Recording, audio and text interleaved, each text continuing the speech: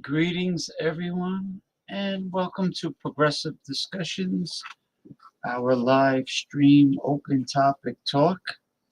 I've been doing this since 2007, and I want to welcome everyone.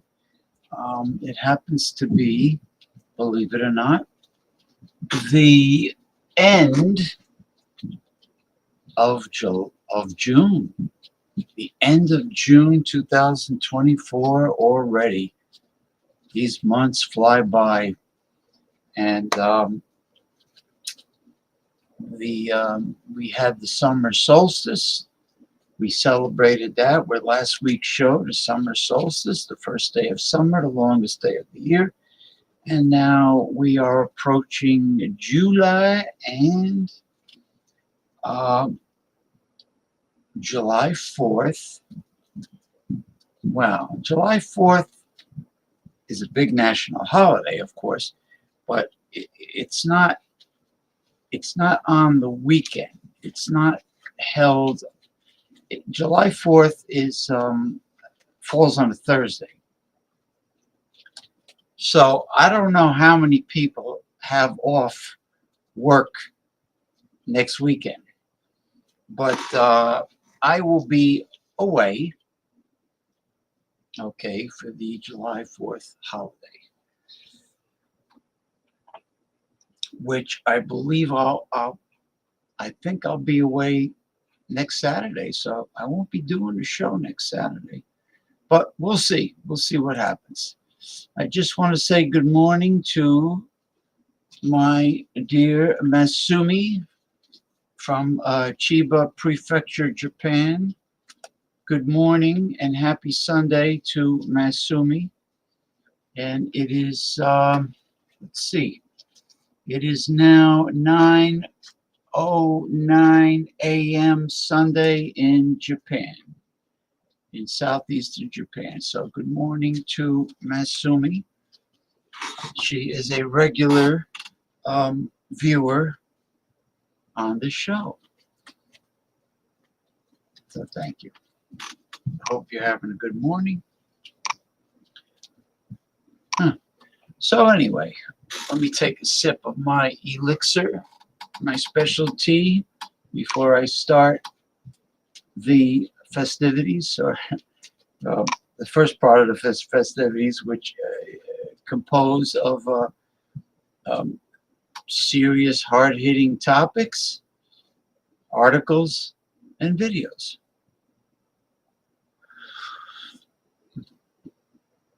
Ah, yes, elixir of life. It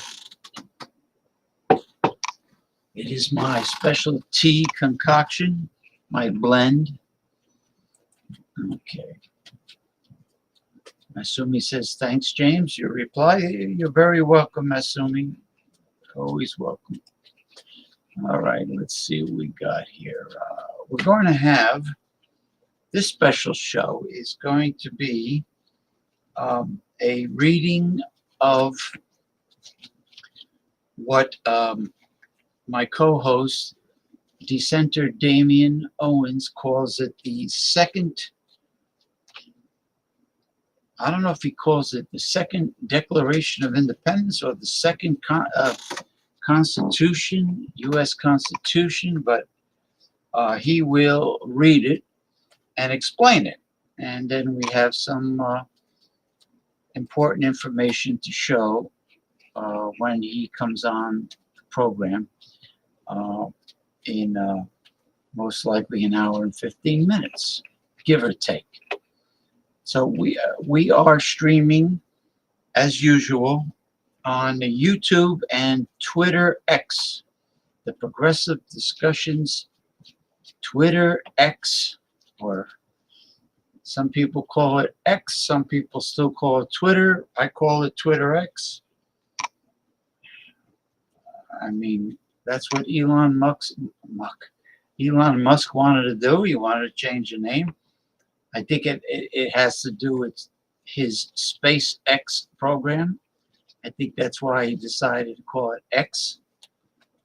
Okay, so we're streaming simultaneously, both on YouTube and Twitter X. You know. Okay, let me see what I'm going to bring up first.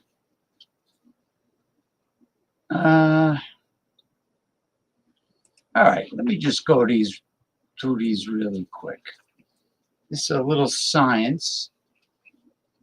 This has to do with a form of propulsion that will most likely replace the all-electric vehicle, which has not been efficient lately. I don't think the technology is here yet for a completely electric vehicle, but all is not lost.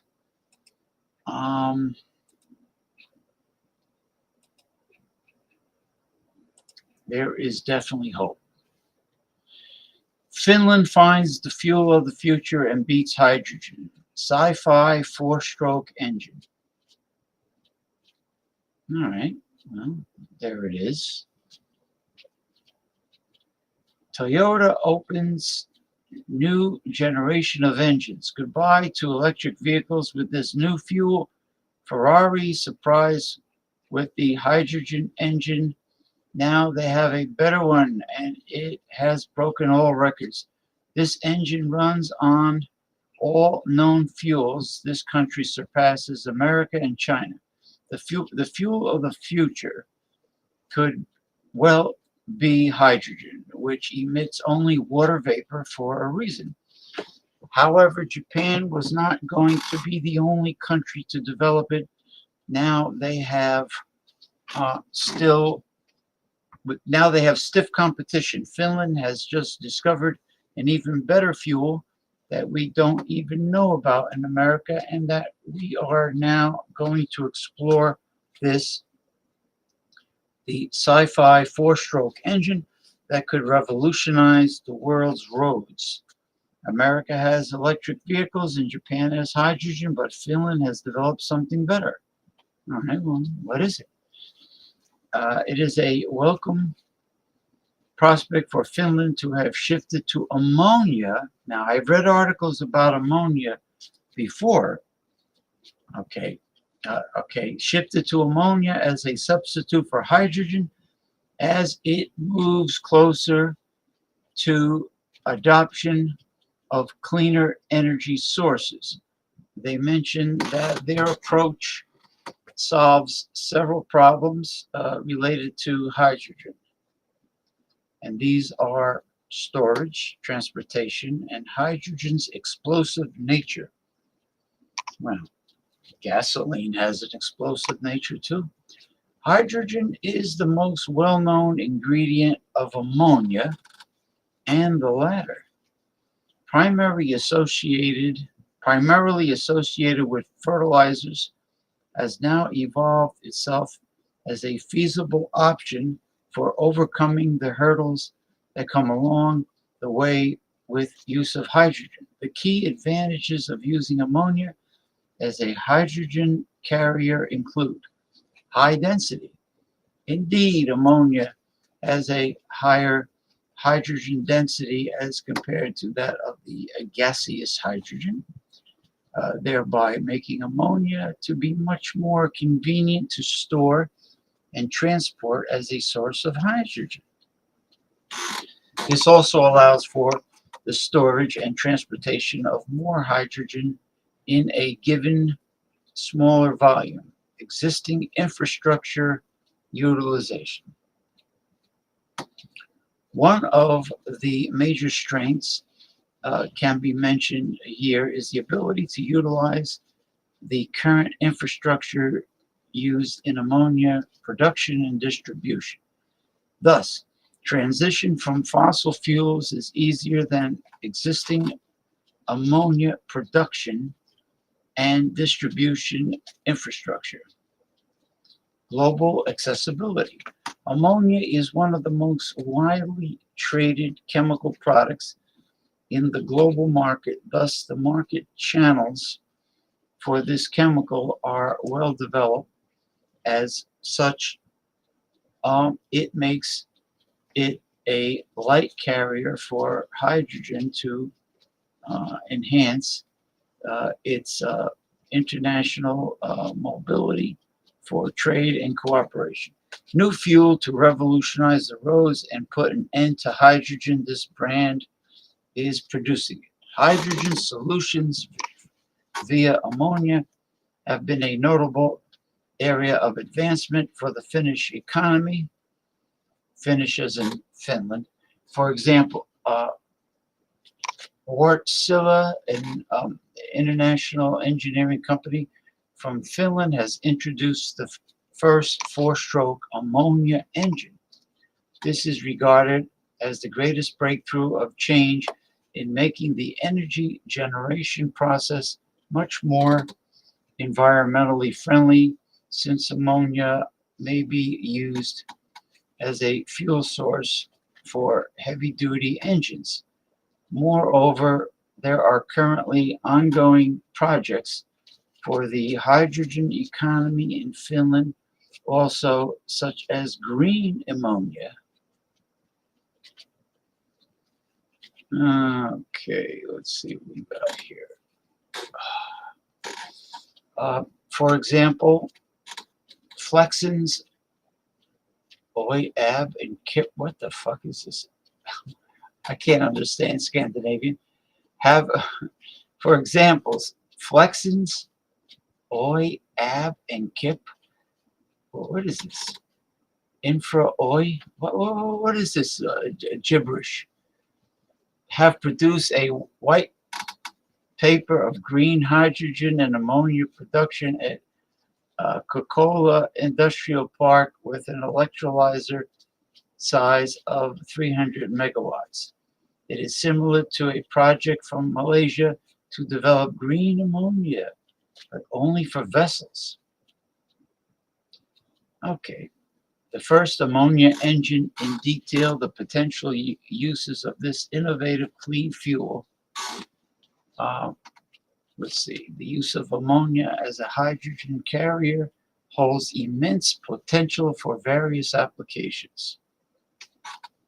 All right. And, oh, it's almost over. Hydrogen power transportation. Ammonia could also be used as a fuel for hydrogen transportation systems. Hence the potential to transform the transport industry. Fuel cells can be used to convert ammonia back into electric energy, making it easy to use the fuel in different types of transport. Then there's energy density and storage. Ammonia fire has even more energy density than hydrogen fire, aside from the fact that the energy density of ammonia is higher than energy density of pure hydrogen gas. This implies that the same volume, there is the potential to store more energy in the case of gases.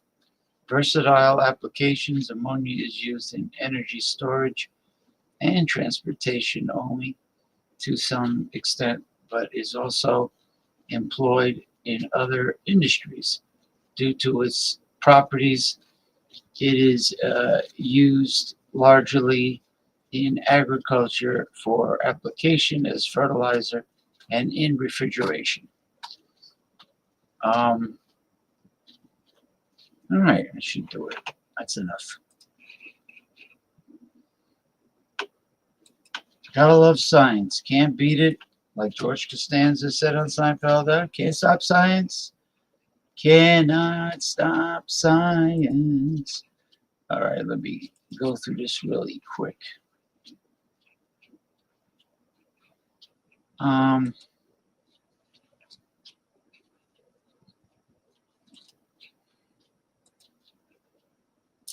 right. Hydrogen, electricity, and even synthetics. We achieved the first multi-fuel engine. Well, let's see. It happens to be Toyota, which is the leading company for mass production of these alternative engines. I believe it is a hydrogen / ammonia electric hybrid. Let's see. All right, that's about it, really. It's really nothing really new to mention. I believe the hydrogen or ammonia electric hybrid is the way to go. Now, this is interesting because, all right, let's see. Take a look at this. Now, when they say water engine, I think what they mean is hydrogen, or, because that comes from water. Water engine on the move for the first time in history. It shouldn't exist, and it breaks the rules of the universe. All right. Find this fascinating. Let me see. Zero emissions. Well, it can't be just water.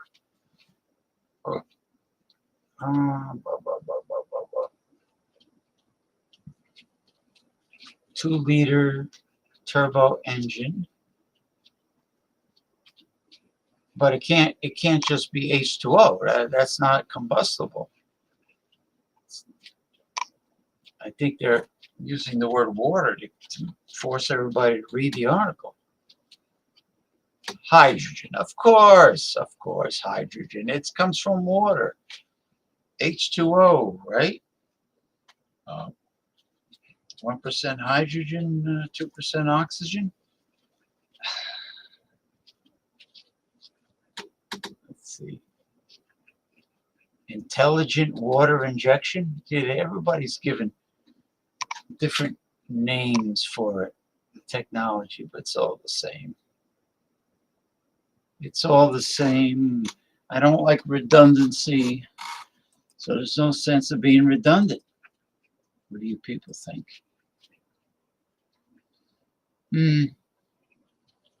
Okay.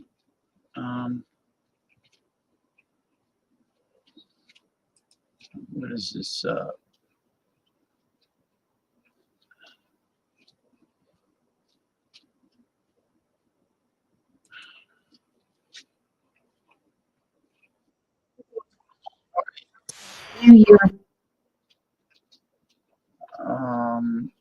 Well, this has to be about the buffoon Marjorie Taylor Greene, the hypocrisy of this nut. Okay. First time, it's now considered misinformation to talk about the Nazis in Ukraine. This is an extremely concerning situation. I don't think anyone in the United States government, Americans, do not support actual Nazis or white supremacists. I know I certainly do not. And I can't understand why in just a short amount of time, this information that our own American media frequently talked about is no longer talked about. Before I get into it, it's interesting to hear my colleague just now talk about disavowing white supremacists when in 2022, she spoke at an event led by white supremacist and white nationalist Nick Fuentes, and when asked about it, doubled down on it and said, we're gonna focus on people, not labels. So get out of here with that damn hypocrisy. And Dr. Snyder, I'm gonna give you some time to respond. First of all, I'd like to thank the representative from Georgia by making clear with her comments, any discussion of political warfare has to include Russia, Ukraine, and America. It's amazing to me that just in a few years' time, it's now considered misinformation to talk about the Nazis in Ukraine. This is an extremely concerning situation. I don't think anyone in the United States government, Americans, do not support actual Nazis or white supremacists. I know I certainly do not. And I can't understand why in just a short amount of time, this information that our own American media frequently talked about is no longer talked about. Before I get into it, it's interesting to hear my colleague just now talk about disavowing white supremacists when in 2022, she spoke at an event led by white supremacists and white nationalist Nick Fuentes, and when asked about it, doubled down on it and said, we're gonna focus on people, not labels. So get out of here with that damn hypocrisy. And Dr. Snyder, I'm gonna give you some time to respond. First of all, I'd like to thank the representative from Georgia by making clear with her comments, any discussion of political warfare has to include Russia, Ukraine, and America. Yeah. Psychobabble of Marjorie Taylor Greene. I hate hypocrisy. What do you think, people? This is here. Trump terrified of answering questions from audience. Of course, because they hold his feet to the fire.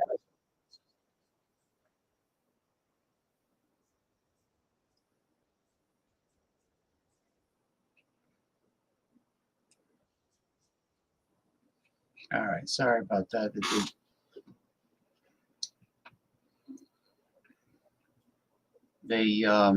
I just found out where they put the bar to move the video forwards, backwards, or stationary. It's in a place where you can't, it's very hard to find. But I found it. Found it by accident, but I found it just the same.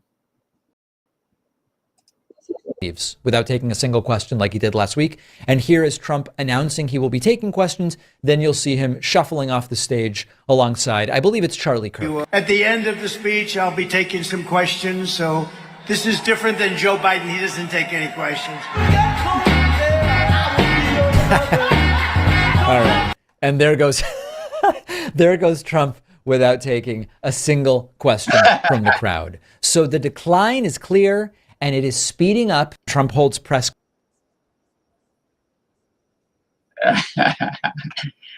Joe Biden doesn't take questions. Well, neither does Trump, because he shuffled off the stage. Unbelievable. Unbelievable. What's even more unbelievable is what foolish, imbecilic Americans choose to believe and support this lunatic. well, there's a pathological liar, but in this case, I believe he's a deliberate liar. You ever hear the old saying, crazy like a fox? You know, they want you to think they're crazy, or they want you to think they're senile, but in reality, they're pretending. They're pretending. Okay, let's see. Well, we have a bunch of Robert Reichs. I always look forward to his videos. Ah, man. Oof. These allergies are getting to me here.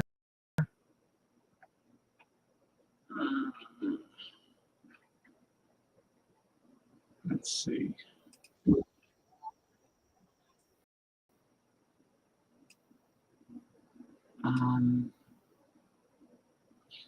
All right. Let me bring this up.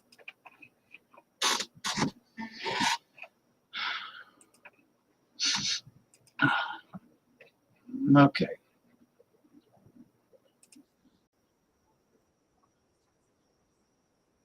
As politicians saying to the American public, we're going to let factory work go abroad. Don't worry about that. Be bankers, be software engineers. Let China do the dirty jobs and we'll get a lot of cheap stuff in the meantime. It was a very naive bargain. There's been a consensus in this country for decades about how the economy should be run. It's defined by neoliberalism. The Washington Consensus. The neoliberal consensus, let's call it that. Today you reached a new low, I think, by suggesting that manufacturing in America doesn't matter. It doesn't matter where the product is produced. Congressman, we have the highest standard of living in the world. No, we do not. For years, that system looked unstoppable. It is the economic equivalent of a force of nature. Until it wasn't. Your husband signed NAFTA, which was one of the worst things that ever happened to the manufacturing industry. That is your opinion. You go to New England, you go to Ohio. The consensus of the last 50 years is collapsing. In its place, something new is taking shape. And the man behind it is not who you'd expect. Let me start off with 2 words. Made in America. Wait, pause. Did you catch that? Made in America. Contained in those 3 words is actually a radical declaration, a plan to transform the American economy. So if you look at what Biden has done, it is a major sea change in how government has worked in the U.S. in the last 40 years. Joe Biden's policies are an enormous break with a neoliberal consensus. But to understand what Biden's plan actually is, you have to dive deep into the ideology that has shaped our economy for the last 50 years.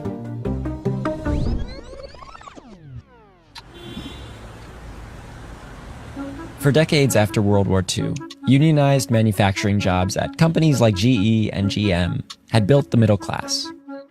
By 1970, middle-class households were taking home 62% of all income. So if you were to look in the 1970s at the fortunes of workers, companies in the country, it would kind of move in tandem. They were linked in some way.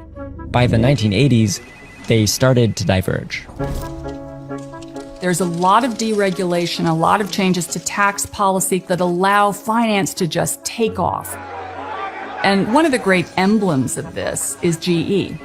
General Electric was one of the oldest corporations in America. It's one of the original innovators. But by the time the 80s and the 90s roll around, Jack Welch, Neutron Jack Welch as he was called, comes in and starts slashing and burning people. He got rid of 100,000 GE employees. You were criticized because you got rid of so many people. Yep. And you didn't pull back. No. You went forward with it. Harder.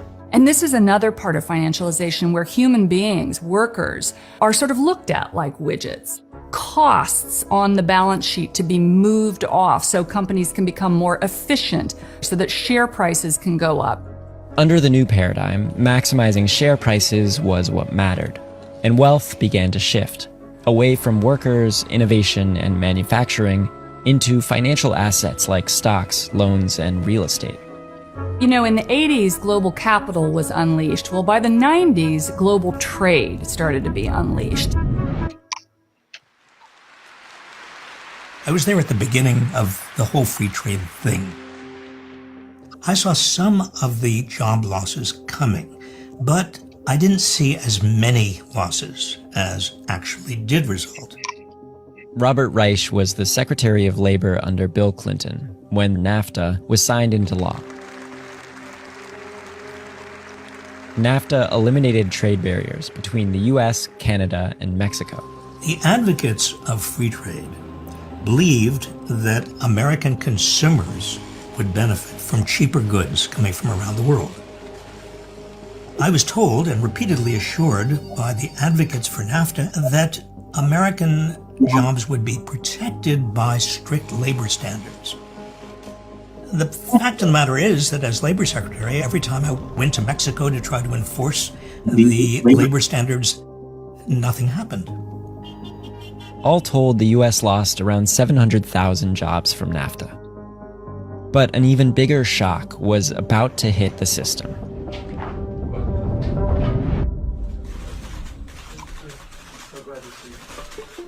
In 2000, Clinton normalized trade relations with China, supporting the country's entry into the World Trade Organization. The addition of the Chinese economy to the global marketplace will result in a more efficient worldwide allocation of resources and will raise standards of living in China and its trading partners. Chinese exports flooded America and really were responsible for a large percentage of the losses of manufacturing jobs in the United States. And when the jobs disappeared, the shops, the banks, the people disappeared too. Between 1998 and 2021, the US lost more than 5 million manufacturing jobs due to trade policies. There's no future here. With 75% of your refrigerators being built in Mexico. They promised basically jobs for our kids if they wanted them. That's not happening. There was a real Faustian bargain that was made in the 1990s onward. We outsourced our entire industrial commons in exchange for cheap stuff. We decided to stop making things and start consuming things. One of the beauties, in some ways, of the neoliberal system, at least for those that were buying into it, is that it was simple. As long as share prices were going up and consumer prices were going down, there was no problem. As long as companies were getting richer, things were supposedly fine. Amidst all of that wealth creation, America's middle class saw its share of national income decline. That's the sort of dirty little secret of neoliberalism, which is that, yeah, the pie got bigger, but fewer people got a slice of it. Yeah, especially since the middle class are carrying the tax burden, which they shouldn't. They should receive all the tax breaks and not the top 2%, particularly the top 1%. They should be paying most of the taxes, and then you would see poverty become eradicated in the United States. Homelessness will probably greatly diminish, and we will be peachy keen and hunky-dory like the Scandinavian countries. You know, this is a problem that's shrinking because they're being strangled, the middle class. All the things that make us middle class, education, healthcare, housing, the price of these things didn't go down. Indeed, the price of these things rose. At the same time you get a lot of cheap consumer goods, you also get a cost of living crisis. So it's a very dangerous paradox. Please welcome the next president of the United States, Mr. Donald J. Trump. It took, I think, essentially the 2016 election, where both Bernie Sanders and Donald Trump critiqued that mainstream view, for policymakers in Washington to really wake up to the reality of what they had wrought. They say Trump is starting a trade war. I say no. The trade war ended a long time ago, and the United States lost because our leaders didn't take care of our people and our companies. The era of global freeloading and taking advantage of the United States is over. It's just over. There was a kind of a coming to Jesus moment under Trump, but the problem with the Trump administration is it didn't have any policy prescription for the US itself. It simply said, China's bad, we're going to slap tariffs on China. But at the same time, another more ambitious policy plan was being developed elsewhere. A senior advisor to Hillary Clinton was shaken by the loss in 2016. He traveled to Ohio, Colorado, and Nebraska to talk to Americans from across the political spectrum. The result was a report, Foreign Policy for the Middle Class, co-authored by Jake Sullivan. My national security advisor, I choose Jake Sullivan, and it helps steer what I call a foreign policy for the middle class. Biden comes in and says, we need an entirely new philosophy of growth. It's based on a simple premise that will reward work, not wealth in this country. He's created what some people would call Bidenomics, what some people would call a post-neoliberal world. I don't buy for 1 second that the vitality of American manufacturing is a thing of the past. What this means is that he's decided to prioritize not just share prices and not just consumers, but jobs, incomes, communities. Today, we're getting to work to rebuild the backbone of America. Manufacturing, unions, the middle class. Over the past 4 years, the Biden administration has quietly translated that worldview into a multi-trillion-dollar set of policies. You have to go back to the 50s when the statistics were created to find anything comparable to the level of manufacturing investment that we see right now. That investment can be broken down into 3 pieces of legislation: the Bipartisan Infrastructure Law, a massive infrastructure bill, the Inflation Reduction Act, helping to fuel a boom in clean energy all across the United States, and the CHIPS and Science Act, boosting domestic semiconductor production. We have not seen an infrastructure program this big since the Eisenhower era. We haven't seen ambition that government could do this much, I would argue, since FDR. Under Biden, investment in manufacturing construction has surged to more than triple the average rate of the 2010s. And those investments are flowing disproportionately to counties where unemployment is highest. It could be ultimately trillions of dollars that get invested in the economy, targeted not at what private industry is focused on in recent decades, like stock buybacks and other policies that redistribute income upwards. Instead, we're seeing companies invest in real places with real workers for the first time in generations. How's it been? How's it impacted your life? Man, real workers, not anymore. Not with these humanoid robots being so sophisticated. Yeah. I'm telling you, they don't. The capitalism with these corporate CEOs, they don't give a rat's ass about the people. They really don't. Just the bottom line, they're shareholders, and that's it. And their astronomical salaries. Nothing ever trickled down, ever. It was always a lie.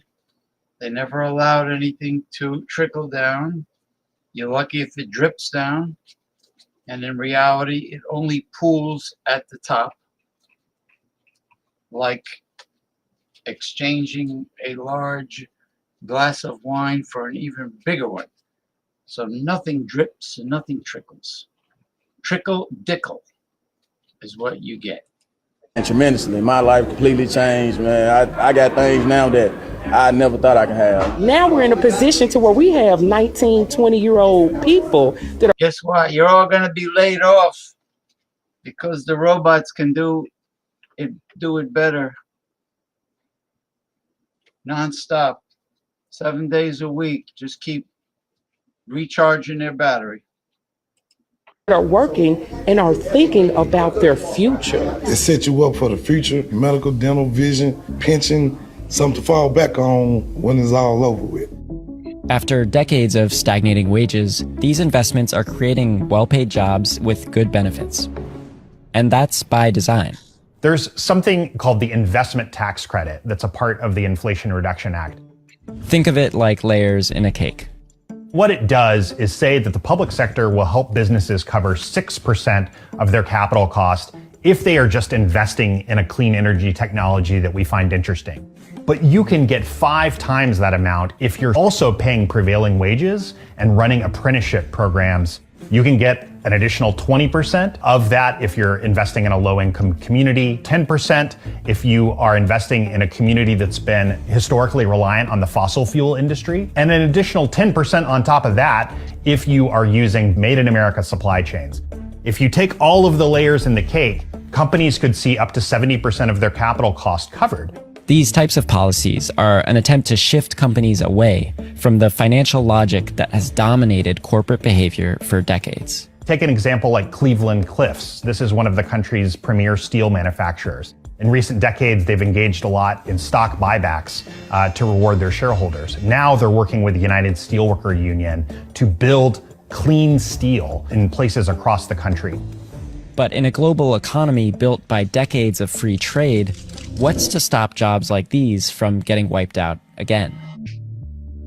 You're about to get a clear view of China's capacity to build. This is a really big moment for the global economy. The US has accused China of a practice called dumping, flooding the market with a surplus of goods, like electric vehicles or solar panels, at artificially low prices. We've seen this story before. When the global market is flooded by artificially cheap Chinese products, the viability of American firms is put into question. China has that surplus in part thanks to years of careful planning and massive government subsidies. But weak environmental and labor standards are also a factor.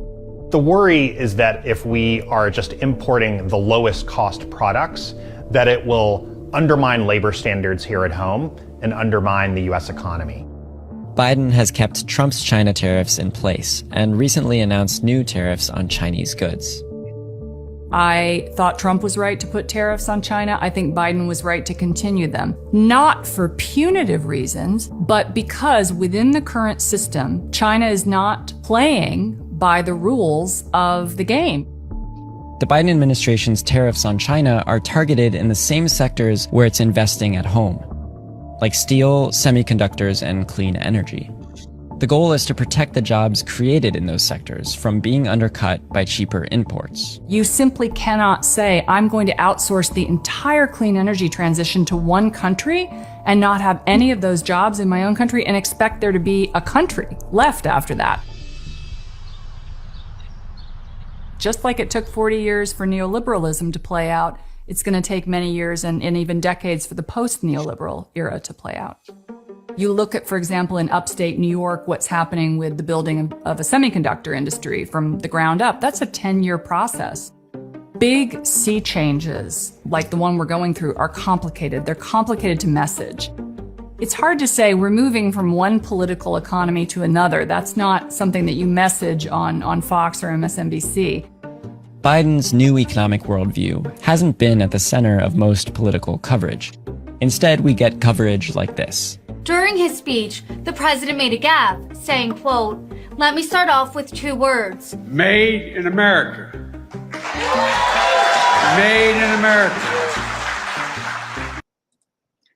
Yeah. Made in America, huh? Yeah. Tell the corporate CEOs of this country that have outsourced. Let's see.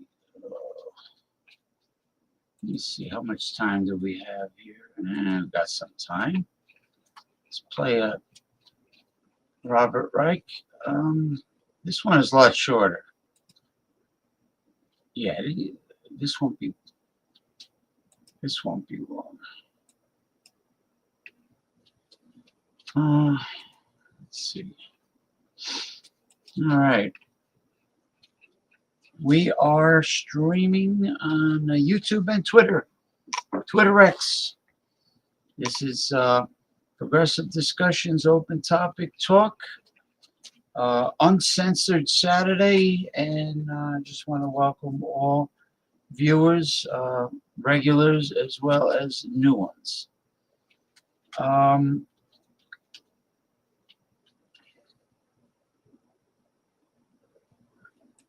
Okay, and then I'll give a little monologue when it's over, a little tirade, and update you people of what's going on. It's not good. Okay.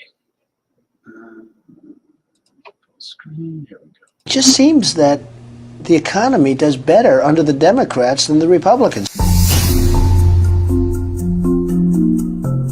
Trump failed to deliver on his #1 campaign promise.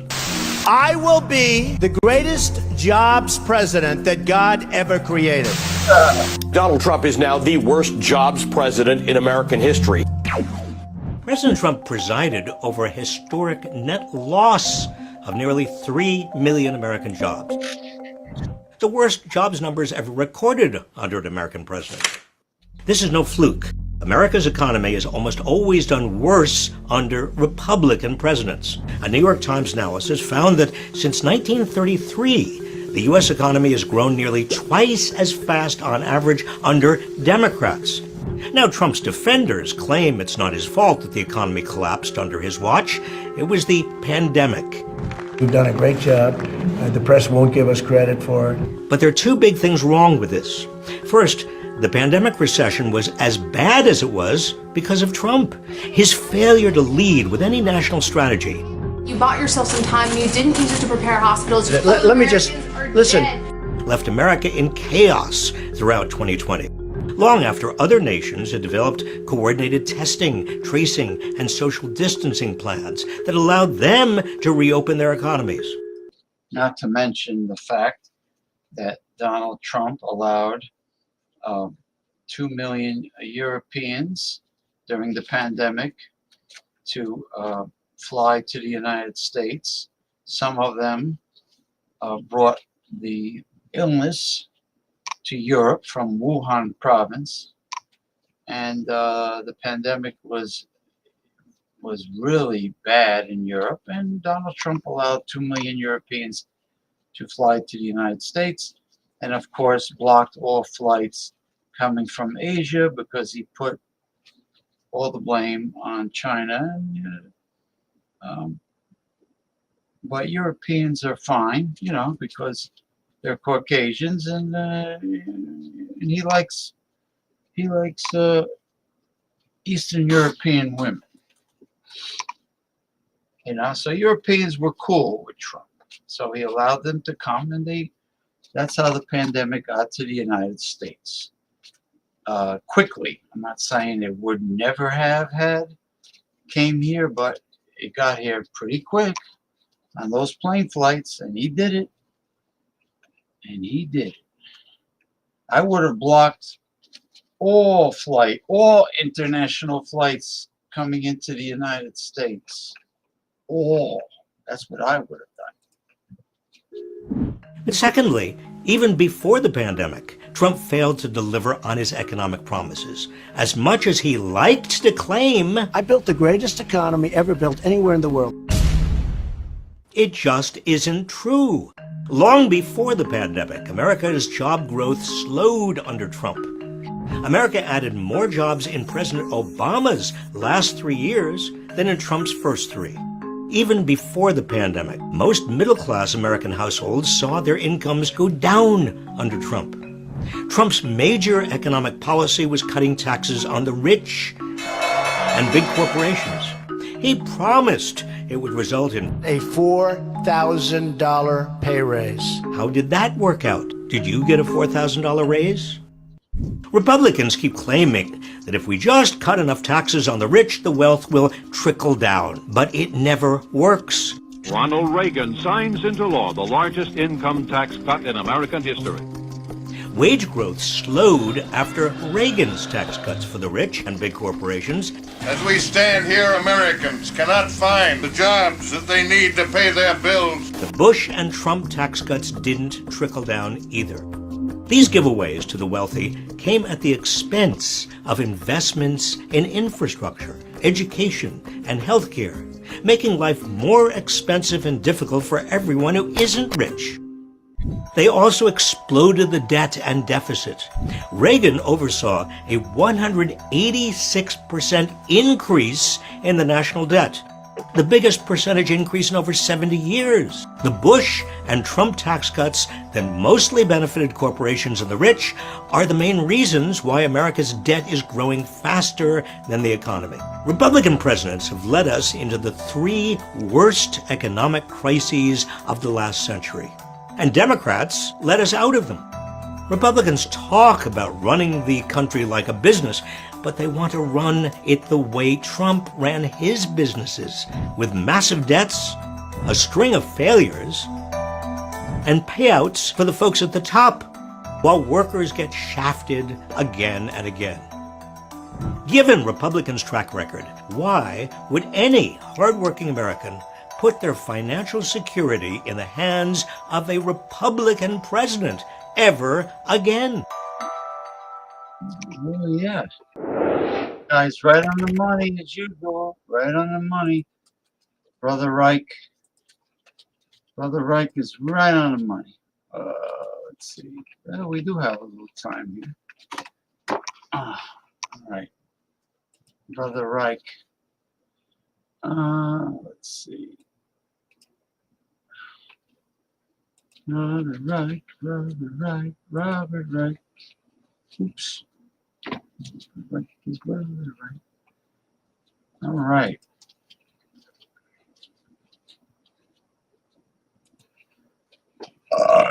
Excuse me.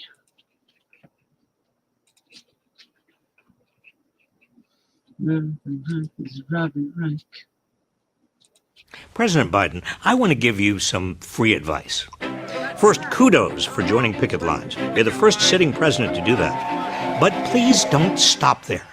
Criticize the CEOs, now raking in nearly 350 times the pay of average workers who are often struggling to make ends meet. Blast corporations that are monopolizing industries and price gouging customers, and then using their record profits to pollute our democracy with massive political donations. You wouldn't be the first Democratic president to do this. On the eve of his 1936 re-election, President Franklin D. Roosevelt warned America that powerful business and financial monopolies had begun to consider the government of the United States as a mere appendage to their own affairs. And we know now that government by organized money is just as dangerous as government by organized mob. America is again in a populist age when a vast number of Americans have been shafted by big corporations, Wall Street, and a government corrupted by moneyed interests.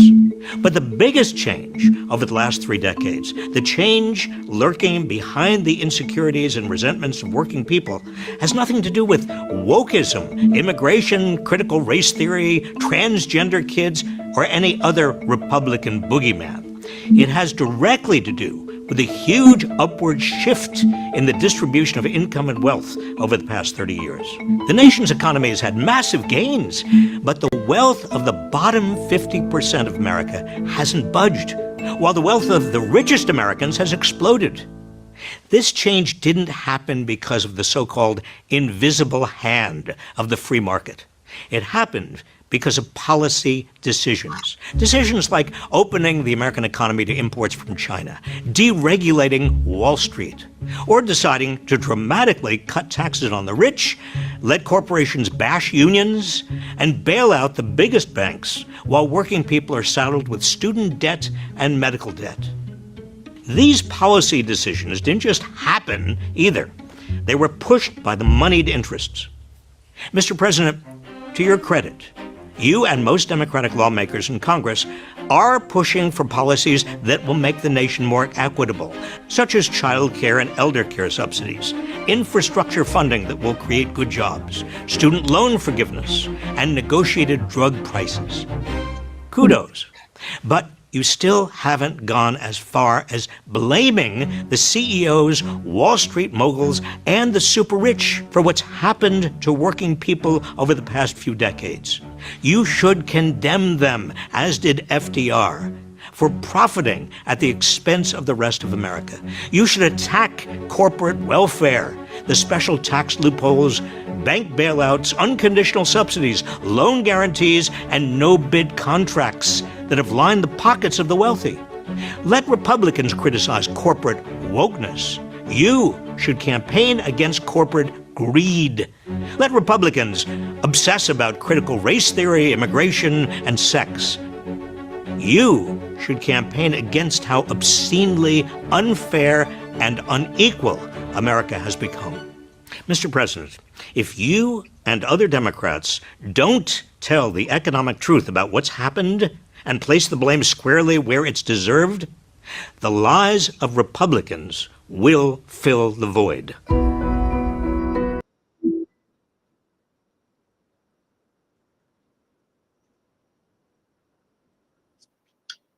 Absolutely right. And there wouldn't be student debt if we had the democratic socialism they have in Scandinavia, because under that system, all college education and even vocational training is all free, just like healthcare. People would not lose their life savings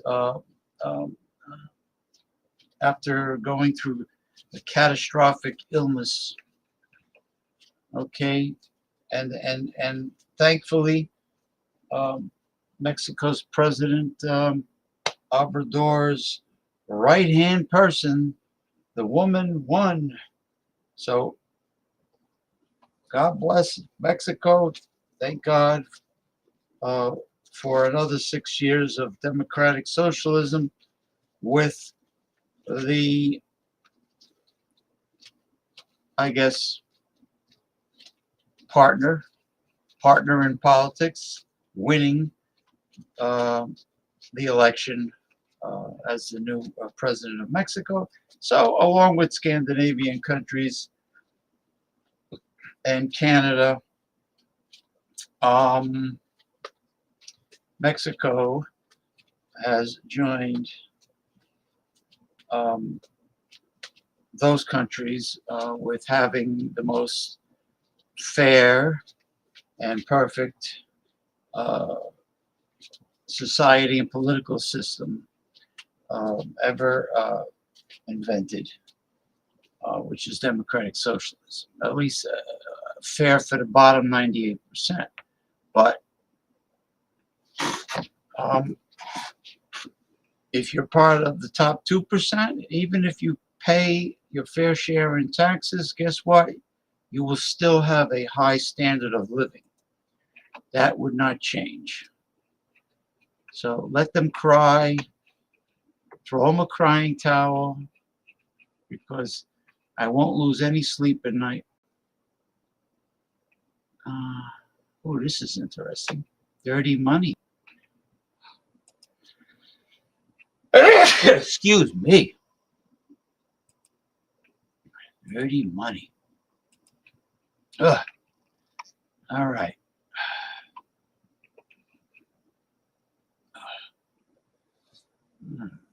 Is there any way to... Here's a barefaced lie. Corporate political donations are free speech. Rubbish.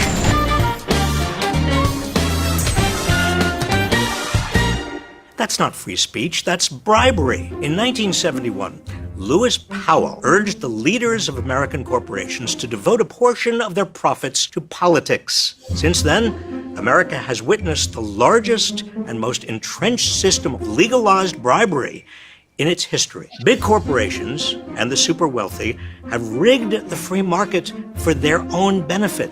Throughout the 1980s, corporate PAC spending on congressional races increased nearly 5-fold. Labor union PAC spending rose only about half as fast. By the 2016 campaign cycle, corporations and Wall Street contributed $34 for every $1 contributed by labor unions and all public interest organizations combined. In 1980, the richest 1/100th of 1% of Americans provided 10% of all donations to federal elections. By 2012, they provided 40%. Both political parties have become giant fundraising machines, fueled by money from the top. What's the result of all this bribery? Politicians use the money to get elected and re-elected, and then lawmakers do what corporations and wealthy individuals want. It's legalized bribery. Yeah, I told you the CEOs were the evil entities behind all this crony capitalism and political corruption. I told you.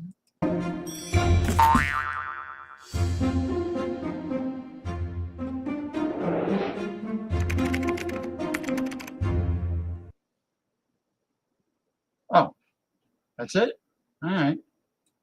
Oh, well. Oh, let's see what we got here. Oof.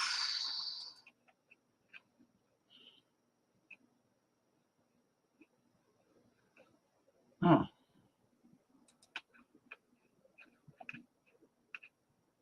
Oh, I forgot to bring this article up. It has to do with the hydrogen engine. Yikes. I think I don't know how I missed it. This will be America's first hydrogen engine, the most powerful in history, and the end of China. Oh, made by Honda. Hey, Honda's reputation for quality, they used to say, is second only to Mercedes. So they're not going to let Toyota take over the hydrogen or ammonia hybrid market. All right, Honda's got one, and I'm sure Honda's engine will be of very high quality.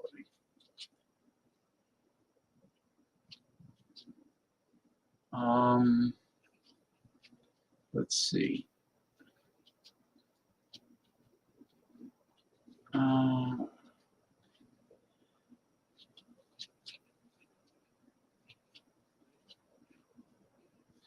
Well, this is what I'm questioning now. It says here it has the EPA rated extended driving range of up to 270 miles without having to plug in through the use of hydrogen fuel cells and plug-in charging.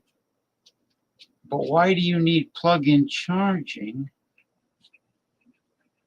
if you have a hydrogen engine producing electricity? I don't understand that at all. I'm reading this. Why do you need to plug in if you have a hydrogen engine? A hydrogen fuel cells.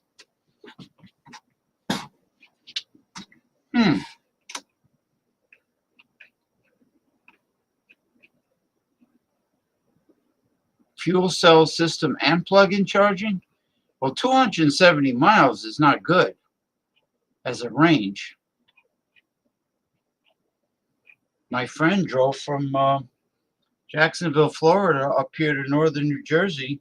It took him 48 hours because, you know, like every 2 hours of driving, he had to recharge the battery in the Nissan Leaf.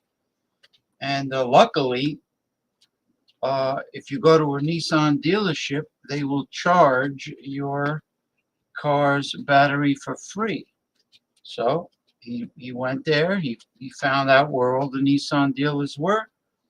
He hooked it up. All right. He put the seat back, and him and his lady friend took a long nap.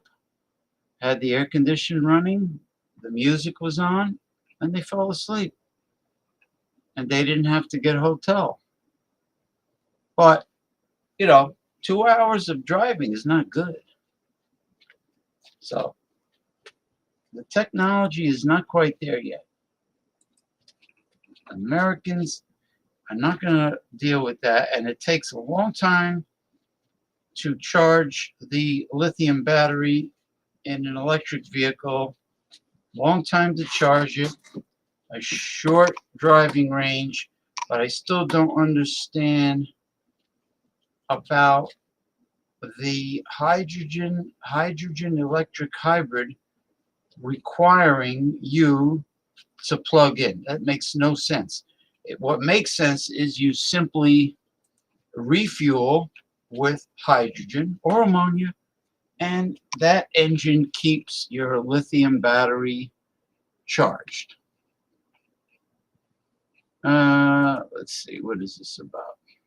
Hope it ain't long. That would be church and state, the separation of church and state.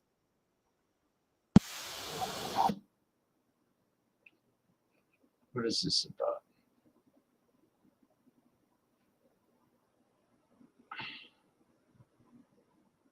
Oh, it's a song. Oh, I'm sorry. Goodbye. All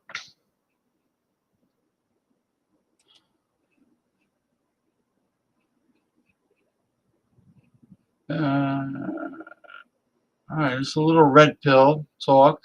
How to handle disrespectful women.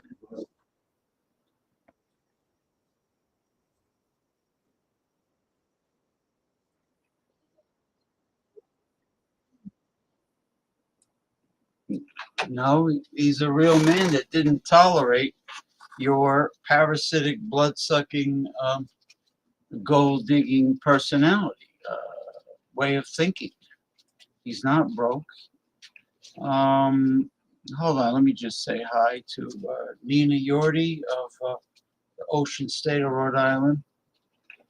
Yeah, if it's a hybrid, which it sounds like it is, because the Toyota version is a hydrogen electric hybrid. You simply fill up on hydrogen or ammonia, which is more efficient, supposedly. All right. That keeps the battery charged. The lithium battery will stay charged based on the operation of the motor running on hydrogen or ammonia. So I don't understand the short range of 270 miles, and then it mentions plugging in.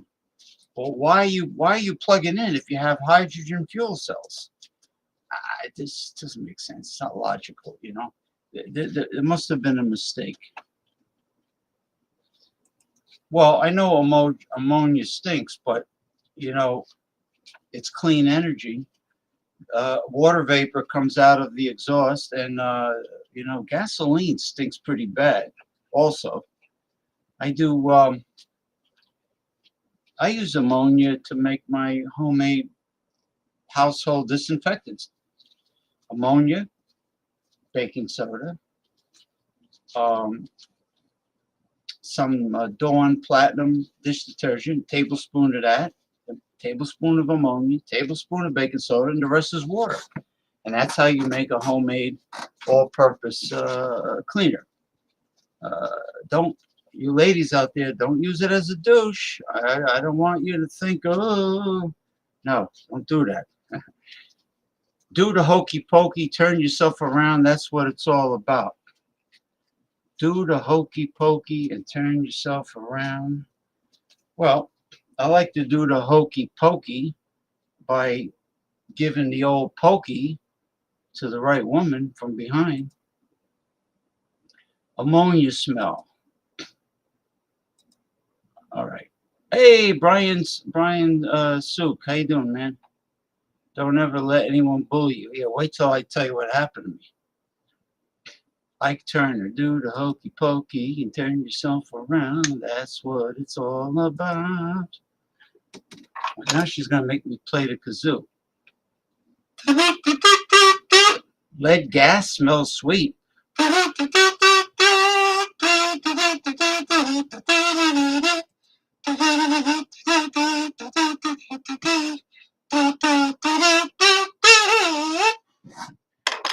You put your schlong in, you pull your schlong out, you stick it in and you turn it round about. You do the hokey pokey, you swing the girl around. That's what it's all about.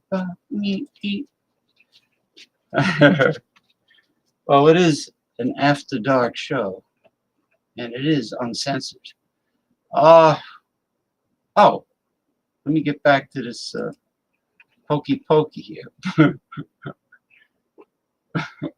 You got me all wound up now. You got me all wound up. You still have the curly hair, Nina Yordi?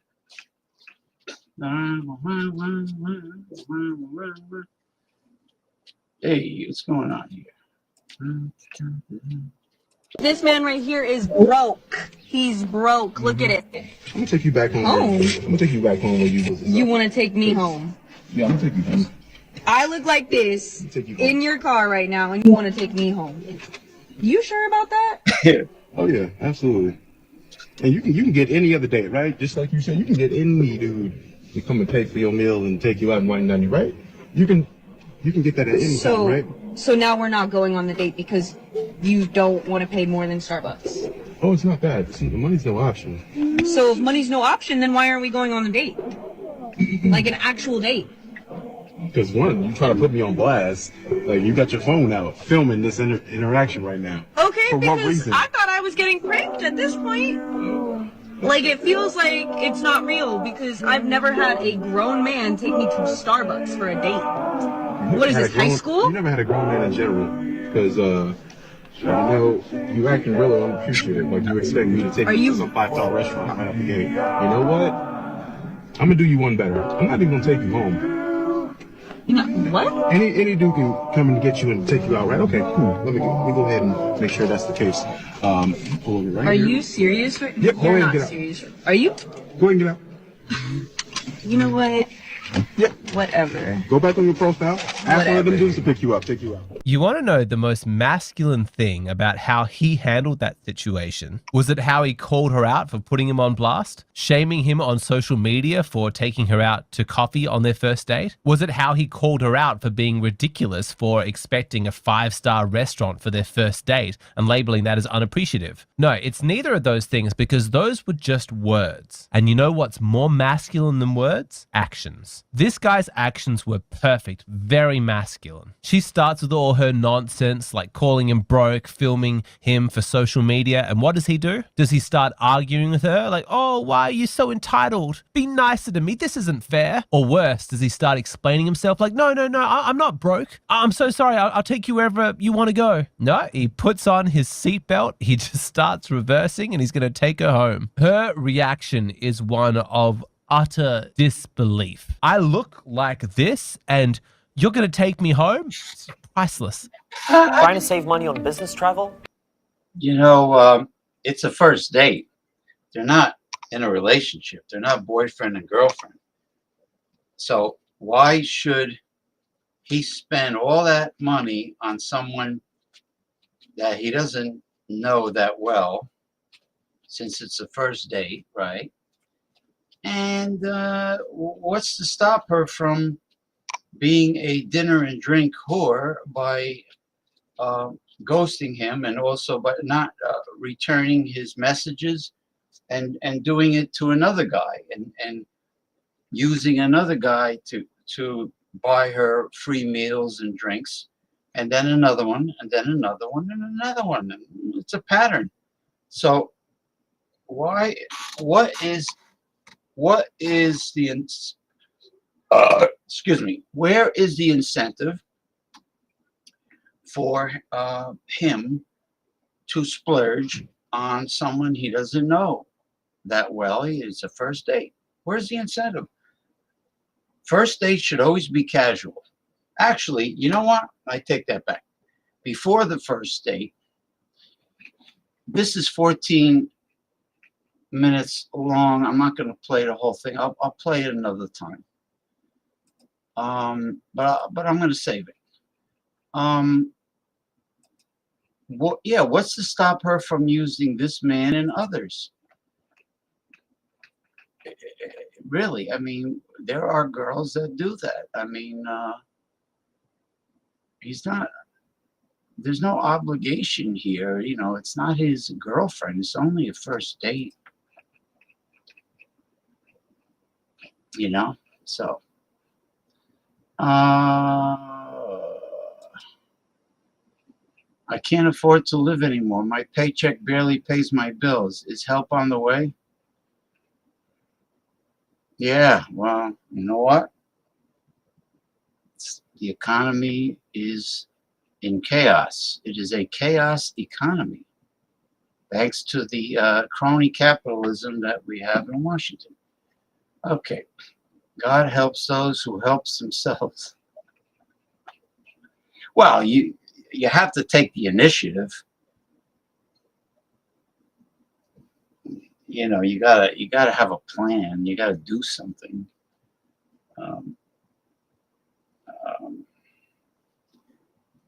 There's always hope where there's water and soap. Ed Norton said that on the Honeymooners. Keep hope alive, at the Reverend Jesse Jackson. Keep hope alive. Ay, ay, ay. First date should be a physical challenge. The first date is very stressful because you feel like you're being evaluated very closely by the other person, and you get 1,001 questions, and it's like the Miss America pageant. You have to answer them correctly, which is not easy, and it's just really bad. It's worse than any job interview, being evaluated by a new person where you're getting acquainted and you haven't been on the first day yet, and then you're on the first day, and then, you know, but if you hit it off, I look at it this way. The best thing to do for any male or female is to insist on video chatting, because with the video chat, especially with today's smartphones, high megapixels, man, you can get acquainted very easily on video chatting.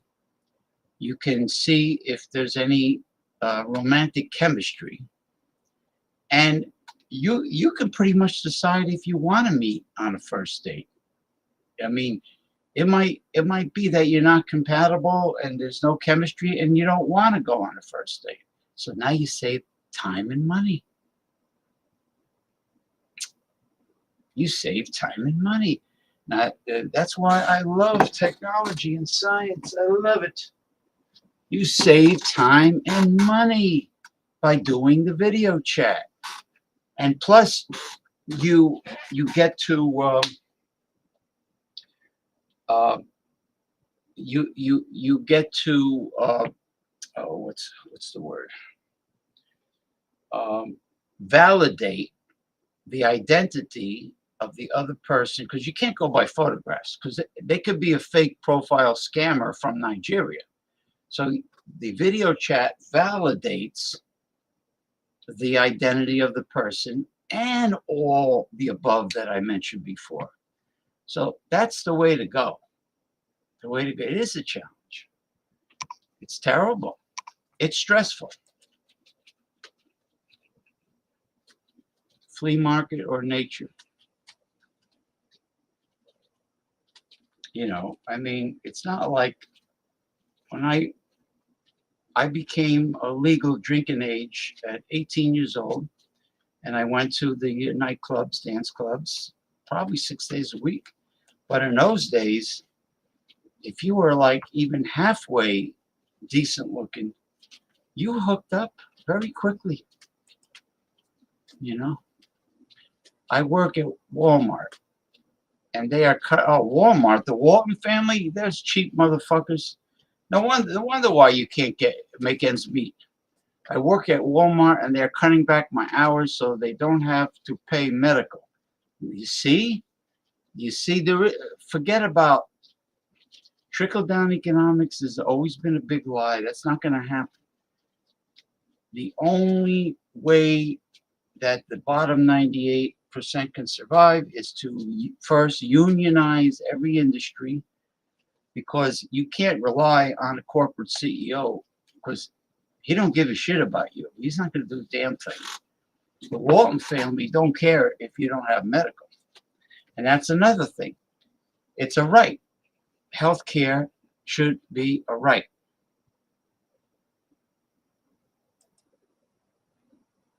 Can the guy with crystals tell me my future? Oh, that's me. Oh.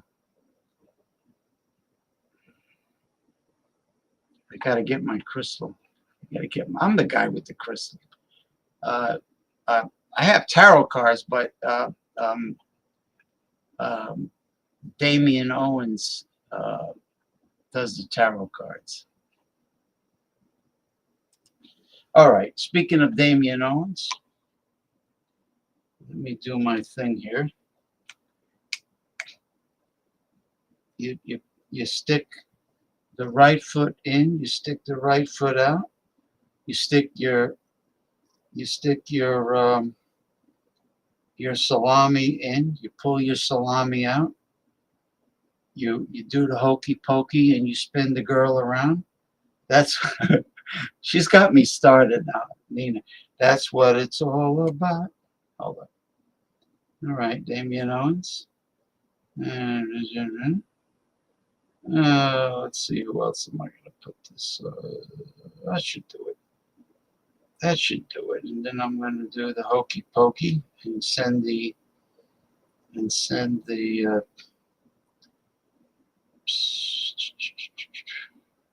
okay. All right. The link is out. The link is out. What's this here? Check out the Homeless Holocaust channel. Diary of a homeless man being exterminated.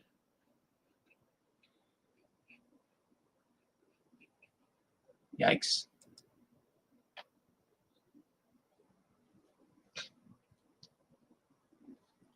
That's a little harsh, Nina.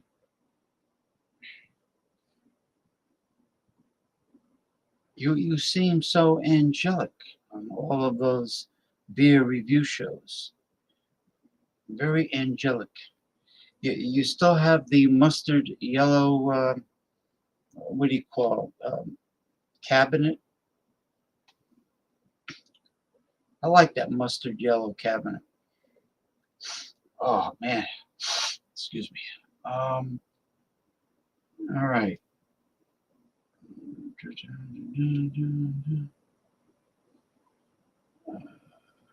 All right. Mr. Damien Owens is coming. He's coming. He's coming. Arnold Schwarzenegger says, well, lifting weights is better than calming. That's what he said. This is when he was young. It's better than calming. It's calming. It's calming. Let's see. All right.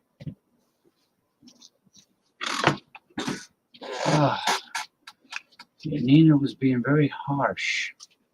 She needs a thorough spanking. James, I notice all of your panelists are alcoholics. Are you recovering and offering them help? I was never an alcoholic. You know who else says, you know who else said that? The other aliases that came on this show. Yeah. So there's a pattern here because you are saying exactly the same things that the other aliases were saying. Exactly the same thing, word for word. So that must mean all of these characters, these individuals that use different aliases that come on this show, including yourself, are of the same person. Gee, I wonder if it is that retard ex-Marine Red Rooster. I wonder if all of them are the same person. Interesting.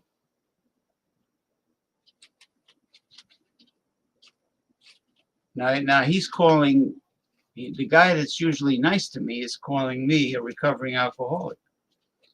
I was never addicted to anything. Well, except one thing. Credenza. Is he related to George Costanza? All right, to get serious now. I was permanently banned from TikTok. I had a big following there. And I didn't do anything wrong.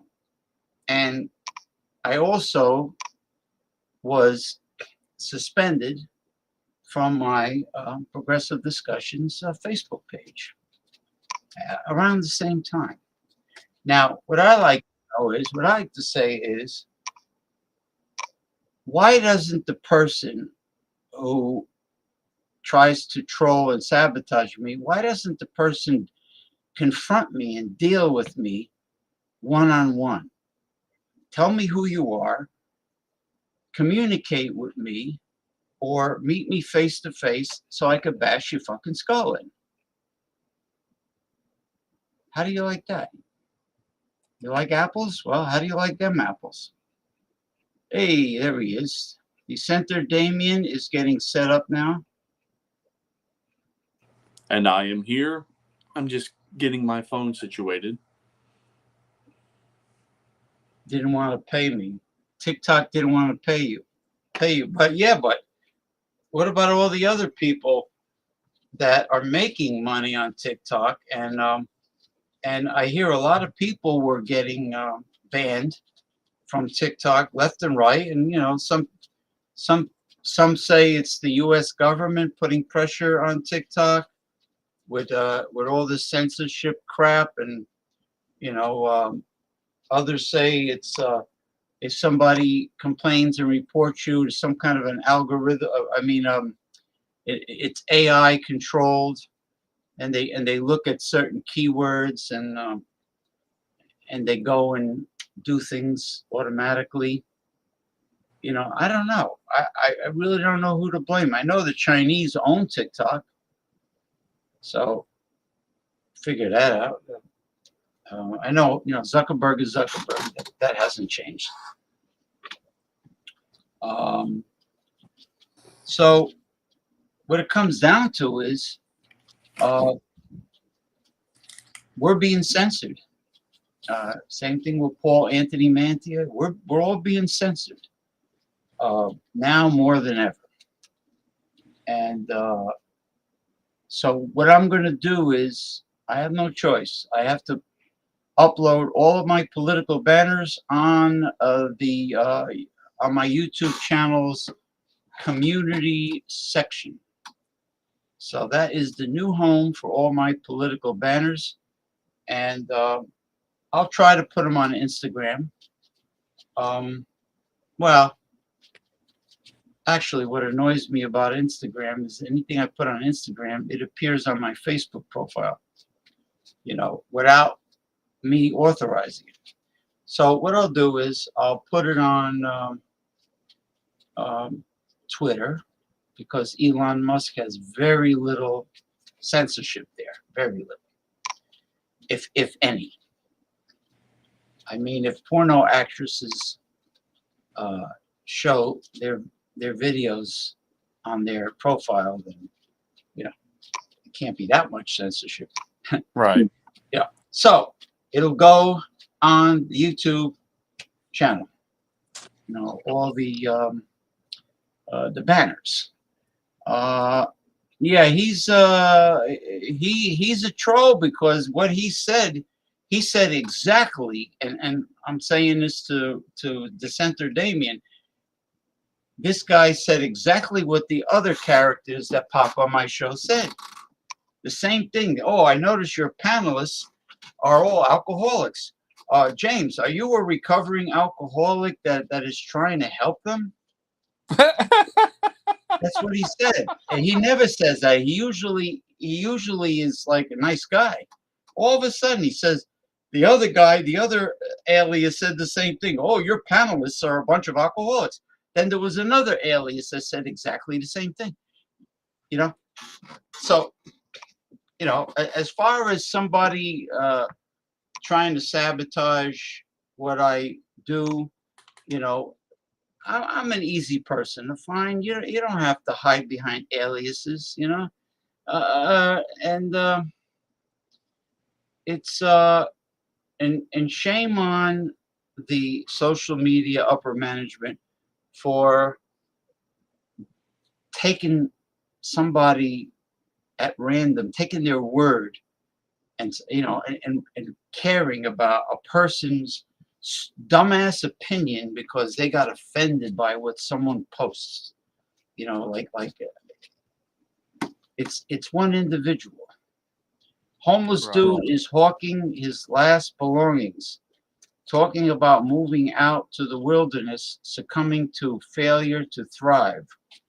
Well, how do you thrive in with an economy and a job market like we have? I mean, if you were in a Scandinavian country, you'd thrive because you have the system, you know, backing you up. The safety nets, like a corporate CEO, you don't have those safety nets here. I mean, there's social programs, but they're limited. So, you know, if you're in, even Mexico now is democratic socialist. If you're in a country like that, healthcare is free, college education is free, vocational training is free. You can go to the damn dentist, for God's sakes, for free. And, you know, dentists are one of the biggest crooks around in the United States. You know, so how do you thrive, Nina, if you're living in civilization and the average rent is kind of high and mortgages are even higher, the taxes, property taxes, so on and so forth? Well, how do you survive? How do you thrive? You're talking about thriving and surviving are different. You know, you got to survive before you can thrive.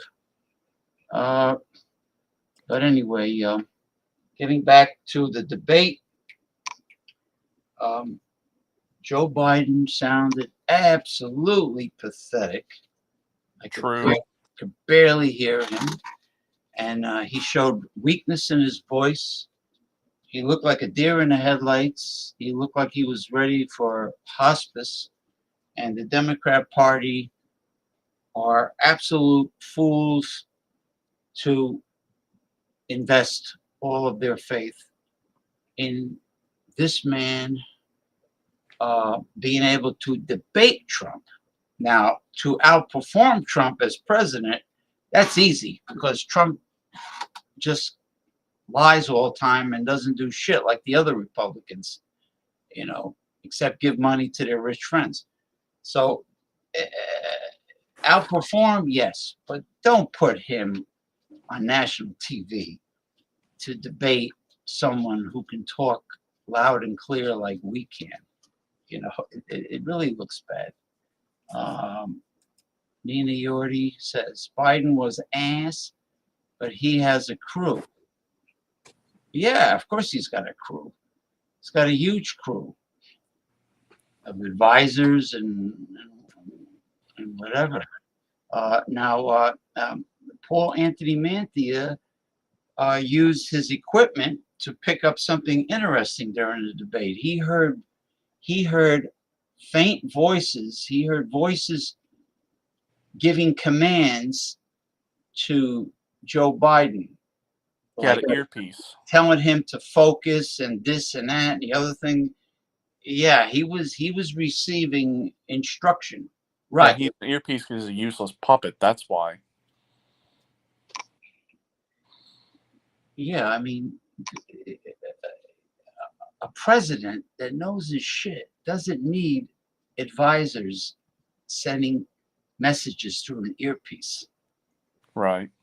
You know? So what I've decided is, just for the reading of the second Declaration of Independence, that I'm going to have this as, I think this is also going to even be the new flag of the new republic.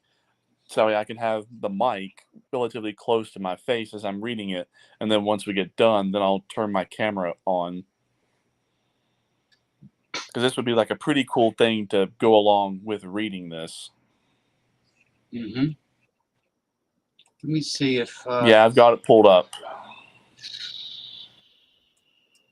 I'm just proofreading it one more time just to make sure that I went through and fixed all of the spelling errors and the grammatical errors to make sure that everything makes sense. Okay. That I sent you last night, huh?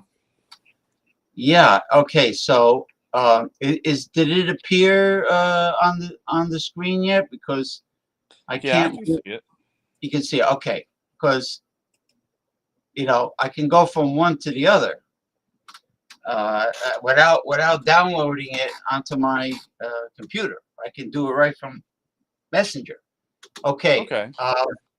And you just comment as the images appear. Now, 45-47, you said that represents the president's, the 45th and 47th president of the United States? 45, 46, and 47 with that dash in between. All right. It's a continuation. 45, 46, and 47th president of the United States. Yes. And there's no hyphen after 47. So what he's saying is that he's going to be the emperor of the universe 3 times. I'm not so sure about that, but what I told you last night in the long message, so I'll just consolidate it down as much as I can. So I have noticed that a lot of people are wearing this hat, and I was curious as to see if there was anything really significant about that until I started looking up images about him wearing it. And then when I saw the 45-47, he's putting out a comm that basically his continuation of presidency has not ceased to exist since 2017, that it's going to continue basically from 2017 until 2029, and here's why. So his first presidency was 2017 to 2021, and as I explained in the message, that technically he was the last CEO of the United States corporation. Now, why would that continue into 46 and then ultimately 47?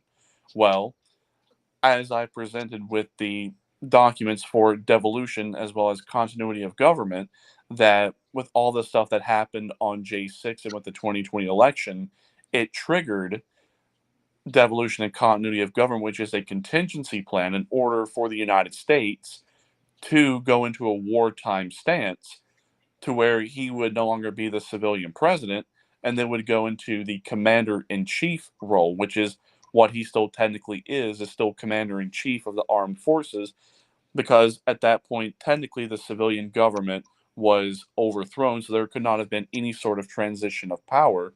But when it comes to the constitutionality of what the commander-in-chief's role is and what powers he or she would or would not have, is a constitutional gray area.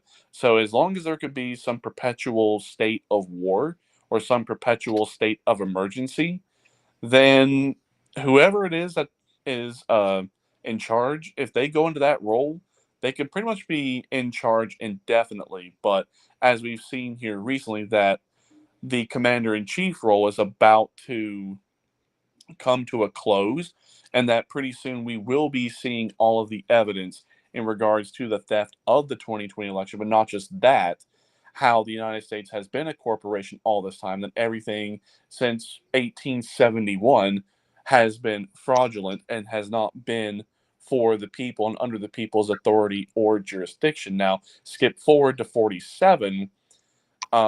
Since there's going to be a second Declaration of Independence, which is what we're going to be reading, then it makes you wonder, okay, if we're going to have a second Declaration of Independence, we're going back to being a constitutional democratic republic, the second constitutional democratic republic.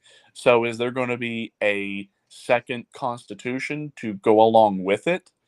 We'll see. So why would he be 47? the first president of the Second Republic. Right. Well, why is it right now that we have not really seen a whole lot of presidential debates? And we have not even heard as to who Trump's VP is going to be. Well, I have dropped hints as to who it's going to be, but I'll let that be a surprise and let everyone else find out. To drop a hint, everyone will see a ghost. Someone that you thought was dead. Oh no, they were alive. Okay. Are you gonna show yourself during the show? Or? Yeah, I will when I get done reading everything, so that because Okay. that way I have my mic up close. That way everyone can hear the words very clearly as I read. All right. Let So me you're go not to. just hearing me and then seeing like me from a weird angle as I'm reading it.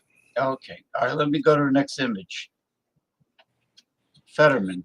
Yes. So that right there shows that all of these individuals have either been rounded up or have been dealt with or executed, or they're in some sort of detention by the military, because right now the military technically is running things and is in charge of everything, just they've not really had a proactive role in everything. Yeah. So as I was explaining, that everything has been put on display to show everyone what would have actually happened had Joe Biden won the 2020 election legitimately, and what the whole entire plan was going to be for 2020 to 2024, but everything was not put on in its entirety. Like, we got to witness about 70% intensity. Now, who is it exactly that is perpetuating this psyop, so to speak? Well, they're actors and body doubles from central casting, and Donald Trump has mentioned central casting in several of his speeches. So if you were to listen to one and he's looking for a specific individual, and he'll say their name, and then he'll look in the crowd, and then he'll point at them and say central casting. Central casting, again, is where all these body doubles and actors are coming from. And those are just prime examples of, okay, in the top left, that's the original Fetterman, and all of the other 5 are the body doubles or replacements that have No, played these they look roles. like, but they look like Fetterman. I don't. They look like him, but look very closely. Compare the one that's right below the original one. Like the one on the left and then go straight down. Yeah. Look at that one. It's not the same person. No. Well, That's when we also looked at Joe Biden, that there's been like multiple Joe Bidens. Well, regardless, Donald Trump was a real shithole of a president, regardless of. Right. This is not to perpetuate pro-Trump propaganda. This is just to say this is what's going on and bring everyone up to speed so we can make some heads and tails of this insanity. All right. Rothschild family treasures to be sold in historic auction worth millions. Probably Rothschilds, I know, are worth trillions. Yes, they're worth trillions. But when you pull up the 2 executive orders, 13818, 13848, yeah, you'll understand why all these individuals have been broke for so long. Okay. Executive Order 13848 imposing certain sanctions in the event of foreign interference in a United States election. Exactly.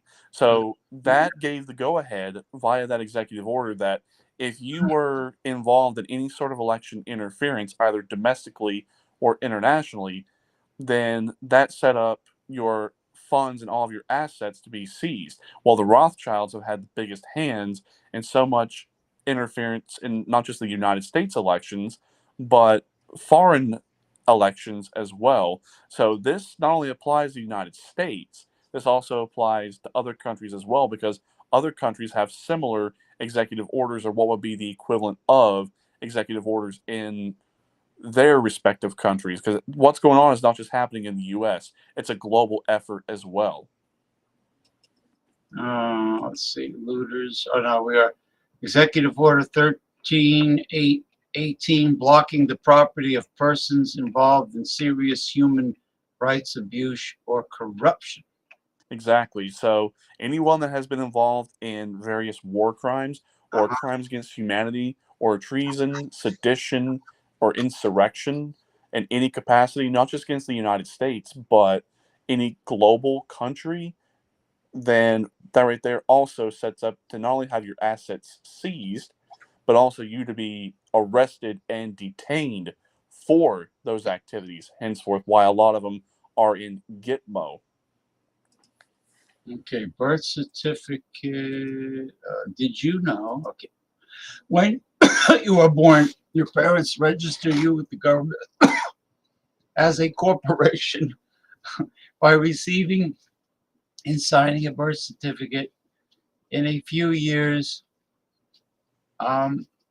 your corporation will receive a taxpayer ID number called a social security number. This is so you can be used as a collateral for the government to acquire debt. That's right. You and your labor, hold on. You and your labor time and energy is what backs up the national debt. You are stock.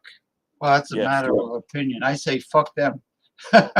Well, remember when I've talked about your strawman corporate account, that your all block capped name? That's your corporate strawman collateral. That is your corporate legal fiction. And also your SysTQV trust account that is attached to your birth certificate.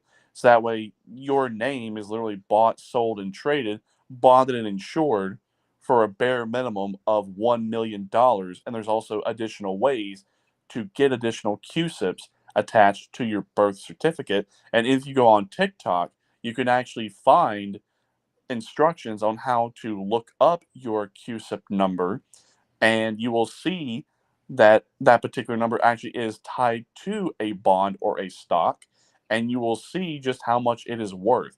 So people can be worth a shit ton of money and not even realize it. Okay. All right. Let's see. I just blocked. Wonder why. I tried to block the troll and something happened. Oh no! Is it Red Rooster the jabroni? Says, oops, something went wrong. Try reloading the page, but I don't want to take a chance. All right, it disappeared. Okay. All right, now, where was I? All right. United States Bankruptcy Court, Northern District of Florida, Tallahassee Division. Order to show cause by Chapter 11. Now, United States Corporation Company. Okay, so those three documents that I sent you that are with that interesting yellow background, I guess they had to change the color of the document to work around the censorship that was going on social media at the time, because if there was like certain thumbnails of certain images or of certain this or that, then the algorithms would block it. So what people would do is they would modify the colors of certain things, or they would modify certain things about the image to skirt around the censorship. And that's part of the reason why you would see that this is like a orange-yellow document to skirt around the censorship. I'm not sure why it's this color, but anyway, I've really thoroughly vetted this particular document and really looked at everything, and it really does look like that this right here is the formal bankruptcy and the insolvency of the United States corporation. Interesting. Yo, involuntary petition against a non-individual? Yes, because corporations technically cannot be people. And when I read the Second Declaration of Independence, you'll see why they were able to find an interesting loophole, even though the 16th Amendment was not properly ratified, to tax individuals' labor, and it will differentiate that as to how they were able to push that through, that the people's labor cannot technically be taxed, but corporations can be taxed because they're not people. Yeah, but isn't it funny how the corporate CEOs were trying to get corporations recognized as people? Like a hypocrisy. you know. Exactly, but when you think about it, knowing what you know now, what we're going to be understanding here, how it's a complete oxymoron and it's completely paradoxical, and it just more or less like cancels everything out. That it doesn't really make any sense. What you try to put two and two together on this, you don't get four. You don't even get something that's close to four. Okay, now the font is really difficult to read, but let's see. Maybe you can shed some light on what this is. Okay, so this right here is showing that the corporation is now bankrupt and defunct, and most importantly, insolvent. So that way, now as a result of it being bankrupt and defunct, it is no longer able to operate in any sort of capacity as not just a corporation in any business capacity, but also cannot operate as any sort of government entity as well. And when I read this Second Declaration of Independence, you'll see how U.S. corporation went from being a business to something that turned into a government operating as a business. All right. Now this is interesting, and you explained to me what that is. It's kind of gross, but Okay, first I thought they were parasitic worms, but they weren't. All right, so I'll have to talk in code to skirt around the censorship. So I will use a word that rhymes with certain things, but everyone will understand what this is.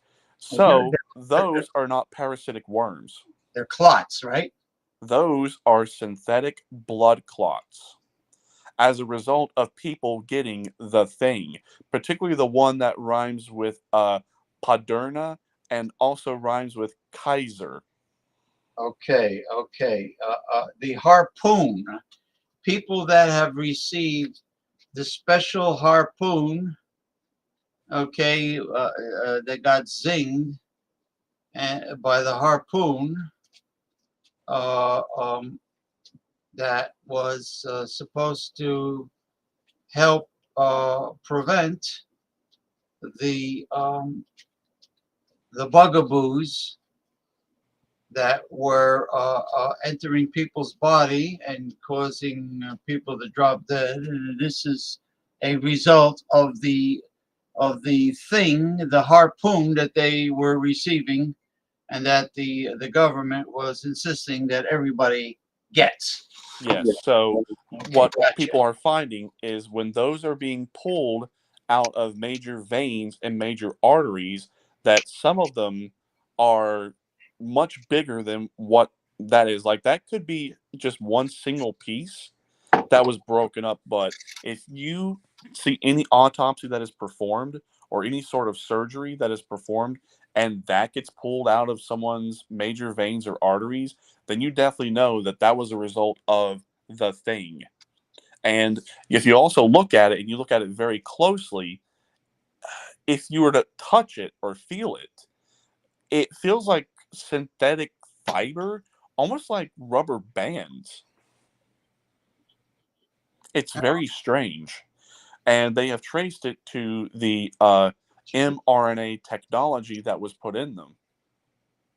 That it's doing alterations, manipulations, and deletions of not just human DNA, but also human RNA as well. Henceforth, why that blood looks synthetic and it's a synthetic clot.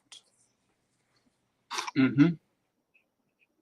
All right. So now, let me go back to. I'm going to take just one quick bathroom break while you get it pulled up, so I'll be right back. You said vacuum or snack? I'm going to take a little bathroom break, so I'll be right back. Bathroom. Yeah, while you get it pulled up. Okay. Yeah, I'm just.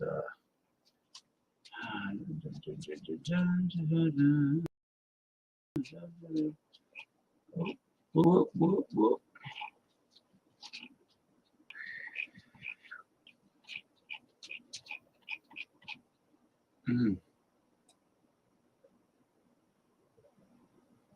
Okay. It's your thing. Do what you want to do. Boom, boom, boom, boom, boom.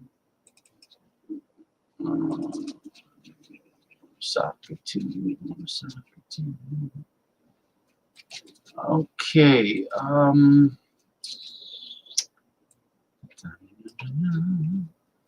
Okay, bear with me, people. I don't understand.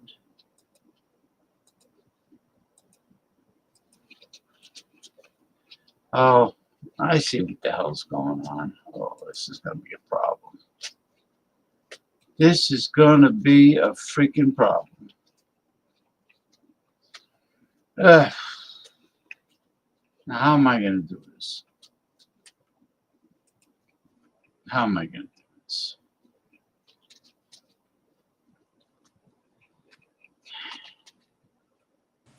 Okay, I'm back. Okay, this is the deal.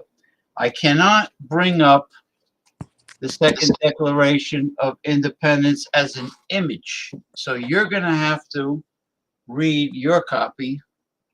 Okay.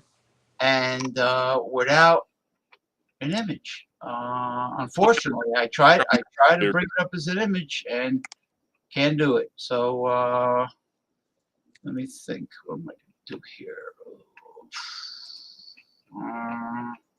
Okay, you know what? Let's do it the way I said. We don't have any choice. Okay, I've got it pulled up here. I'm trying to think if there could be even maybe a way to like post the maybe post the PDF somewhere so people can read it. Maybe either after the show, just edit it. Well, you could put.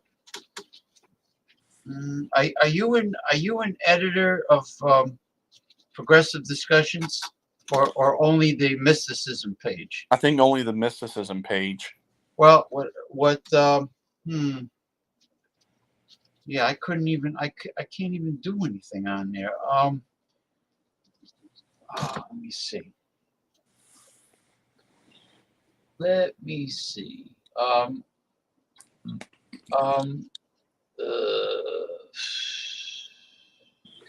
You know what? Until I'm able to start doing things there, hang on to those PDFs, because once I'm able to manage things, I'll make you an editor, and then I guess with the PDF, you, I guess, can upload them if Facebook would accept the PDF as an upload. I'm trying to think of another alternative. Yeah, gonna have to do that, unless, wait a minute. I wonder if I could upload the PDFs on the YouTube channel community section. I wonder if that would work. You know, it should. Yeah, you know what? Send me on. See if you could send me the PDFs on Messenger, and then I will see if I can upload them.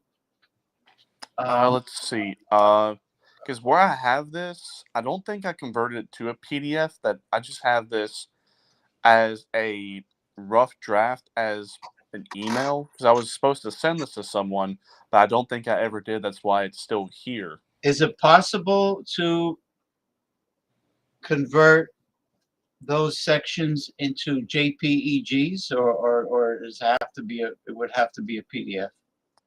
All right, you know what? I think I might have an idea. Let me see if I can log in to this on my desktop and then do a screen share on my desktop. Because you can, I mean, even though it's my account that I'm streaming from, you can do a screen share by on the bottom.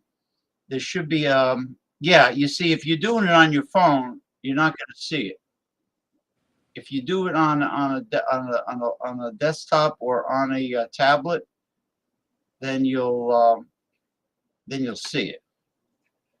All right, let's see here. Okay, so it's interesting. You see two dissenter Damiens. I see two dissenters. Yeah, like the Star Trek episode. Where do you? All right, so the American flag one is the one with my phone. Okay, so now let me see if I can screen share it here on my desktop version. Yeah. Now, do you see on your desktop version? Do you see the little icon that looks like a computer monitor with an arrow in the middle? There we go. Okay, I think that should work. All right. Oh. Here we go. So yeah, I have it saved here as a rough draft. So this might be a way to where everyone can see this. So let me just go ahead and.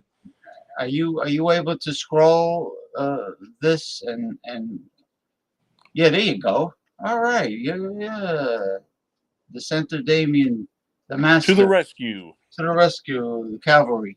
Okay. All right. So, yeah, this may not be the best way to read this, but this is what we got to work with.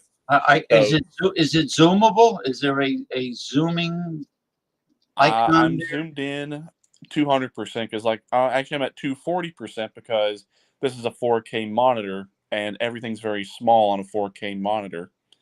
So, that's 300%.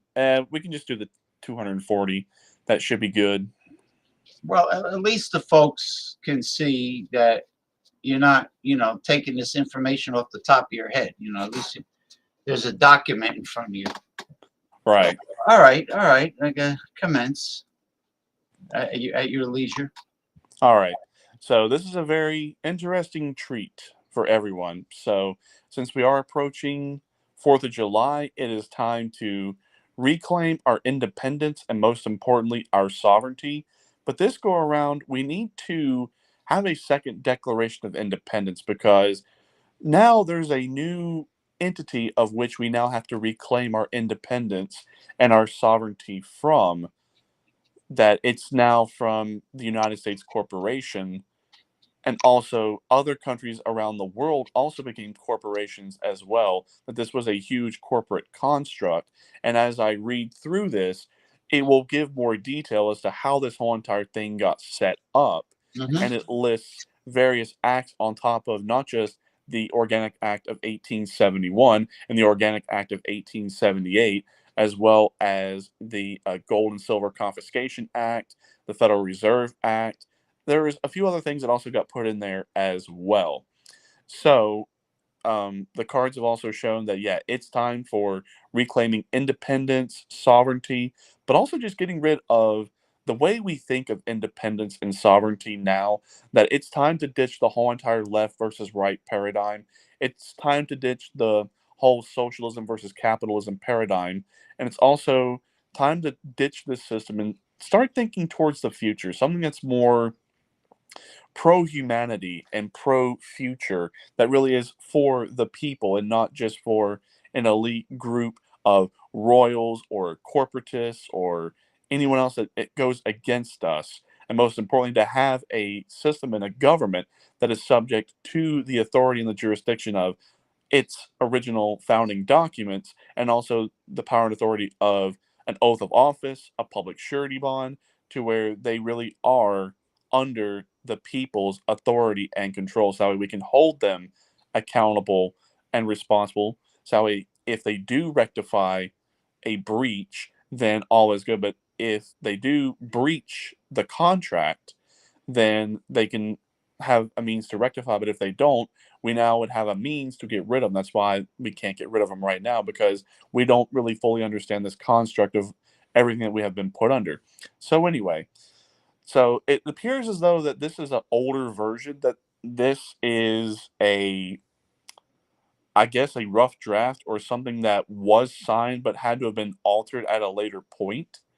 Because when this was signed on July 4th, 2020, but people started hearing about it early 2021, that when we go through this, it's almost like looking back at what feels like just a long time ago. But now we begin to see that, okay, now that makes sense. It's to piece everything together. So we will see the final true version of it at some point, but at least now this is a reading of something that is out there. So here we go. The Second Declaration of Independence, signed July 4th, 2020. We started learning about this on February 9th of 2021, and this is the purpose of it. A second Declaration of Independence by the 50 United States of America. And you'll notice it's not in all block caps, that it's a capital U, capital S, lowercase of, and capital A. And that will become very significant and important that this right here is the 50 sovereign republics of the new Second Constitutional Democratic Republic.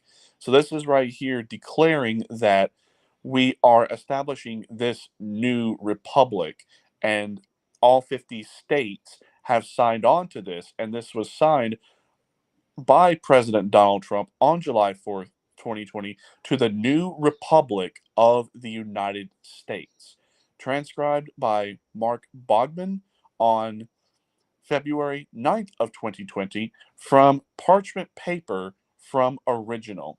So I did have to go through and make some spelling as well as some grammatical changes because I don't think this was transcribed correctly, that someone that wrote this did not do it correctly. But anyway, I think I've got them all. There might be a few little stragglers here and there. So anyway, here's why this exists and why this is being put forth.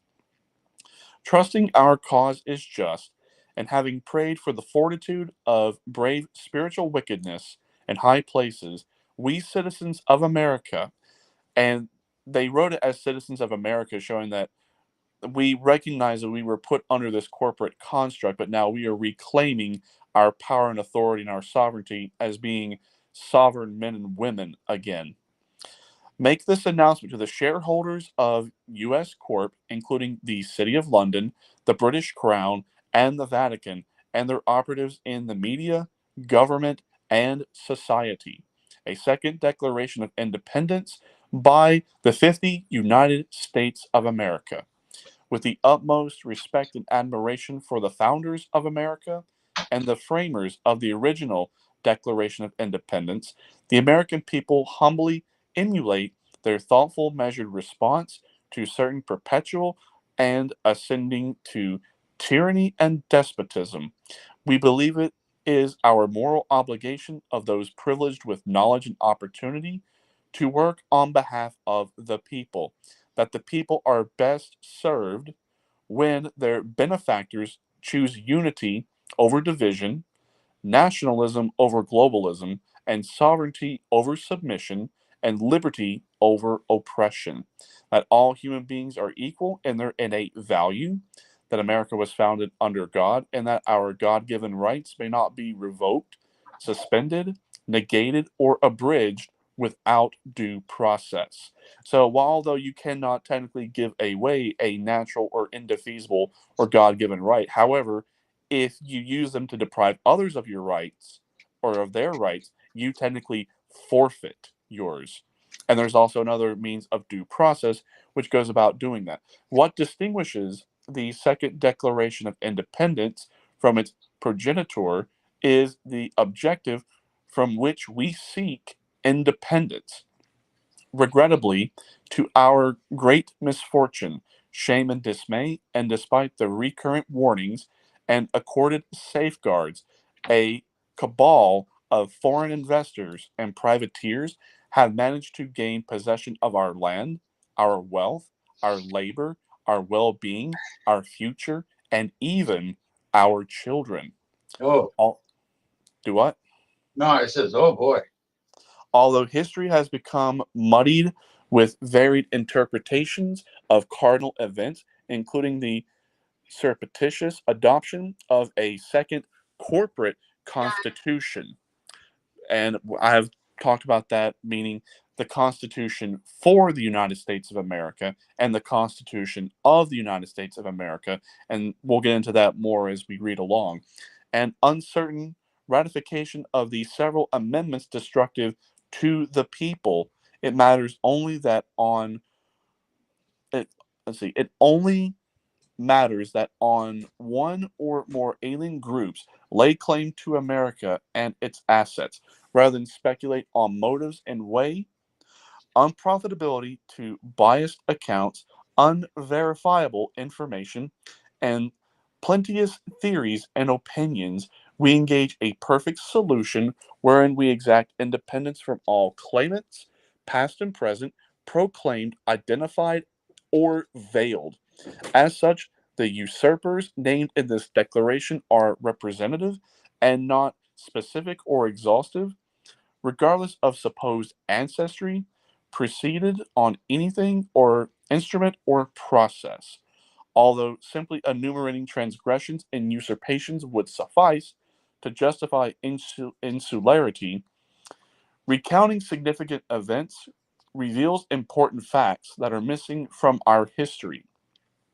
These forgotten facts add insight, perspective, and clarity, illuminating our best way forward.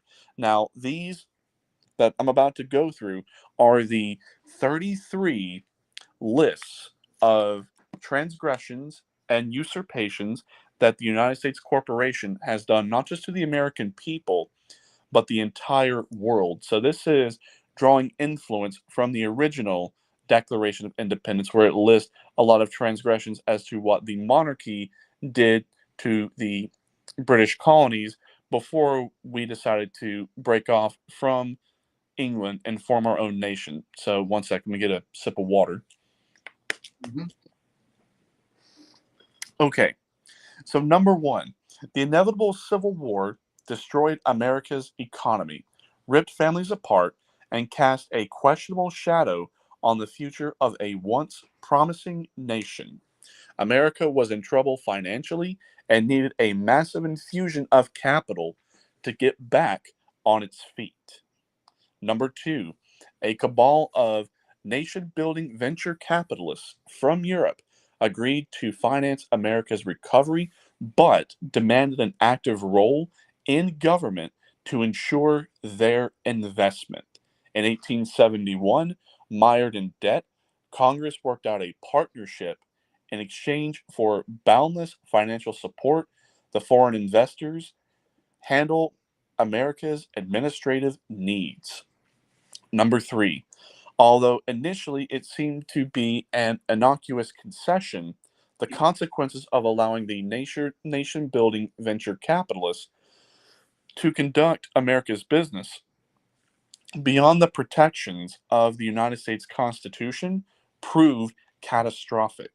The investors quickly embedded operations throughout the foreign-owned corporate government and Washington, D.C., began serving the interests of America's financiers over the people. In 1871, America effectively lost its independence, and the nation-building venture capitalists became our new masters.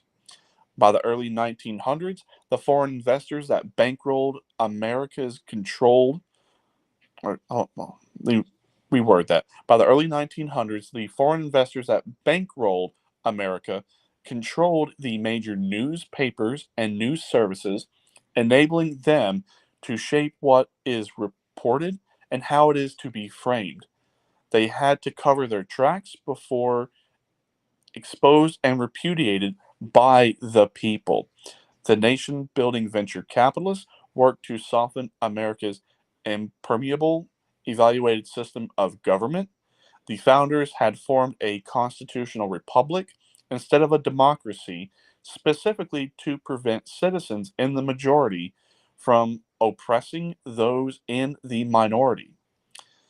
By doing what is best for their district or state, rather than enforce the majority will, representatives serve all citizens equally, eliminating the noise, division, and violence intrinsic to democracies. Being in control of the narrative, the foreign investors ingeniously promoted the fallacy that America is a democracy, trusting that the deception would lead to unrest and chaos that would make America vulnerable, creating additional opportunities for infiltration and manipulation. Number six, In 1913, the foreign investors established the Anti-Defamation League to slander anyone who exposed them and their infiltration into American politics. Number 7. In 1913, by way of the 16th Amendment, the foreign investors were granted the authority to tax the American people directly, something expressly prohibited by the original Constitution, that the people would willingly subject themselves to forced confiscation of their property, more specifically their labor, is illogical, putting the legitimacy of ratification in question. So not only that, the differentiation originally was that this was originally tried in 1895 and it was struck down as unconstitutional. But what they found a workaround was that, okay, if we make the people corporations, then anything that they do is now subject to the tax code. And not only that, if you really look at the way the 16th Amendment was ratified, that yes, it passed the 2/3 majority of both the federal House and the federal Senate, but here's where things went awry. That when it came time for 3/4 of the states to ratify it themselves, the language of the amendment was not presented fairly and equally, and not only that, not only the same to all states. So all states have ratified the 16th Amendment in some degree, but the language is not correct. So that also brings legitimacy of the 16th Amendment into question. So as far as I'm concerned, that the process is still technically ongoing, that it's not been done through the correct channels and hasn't been done by the constitutional manner.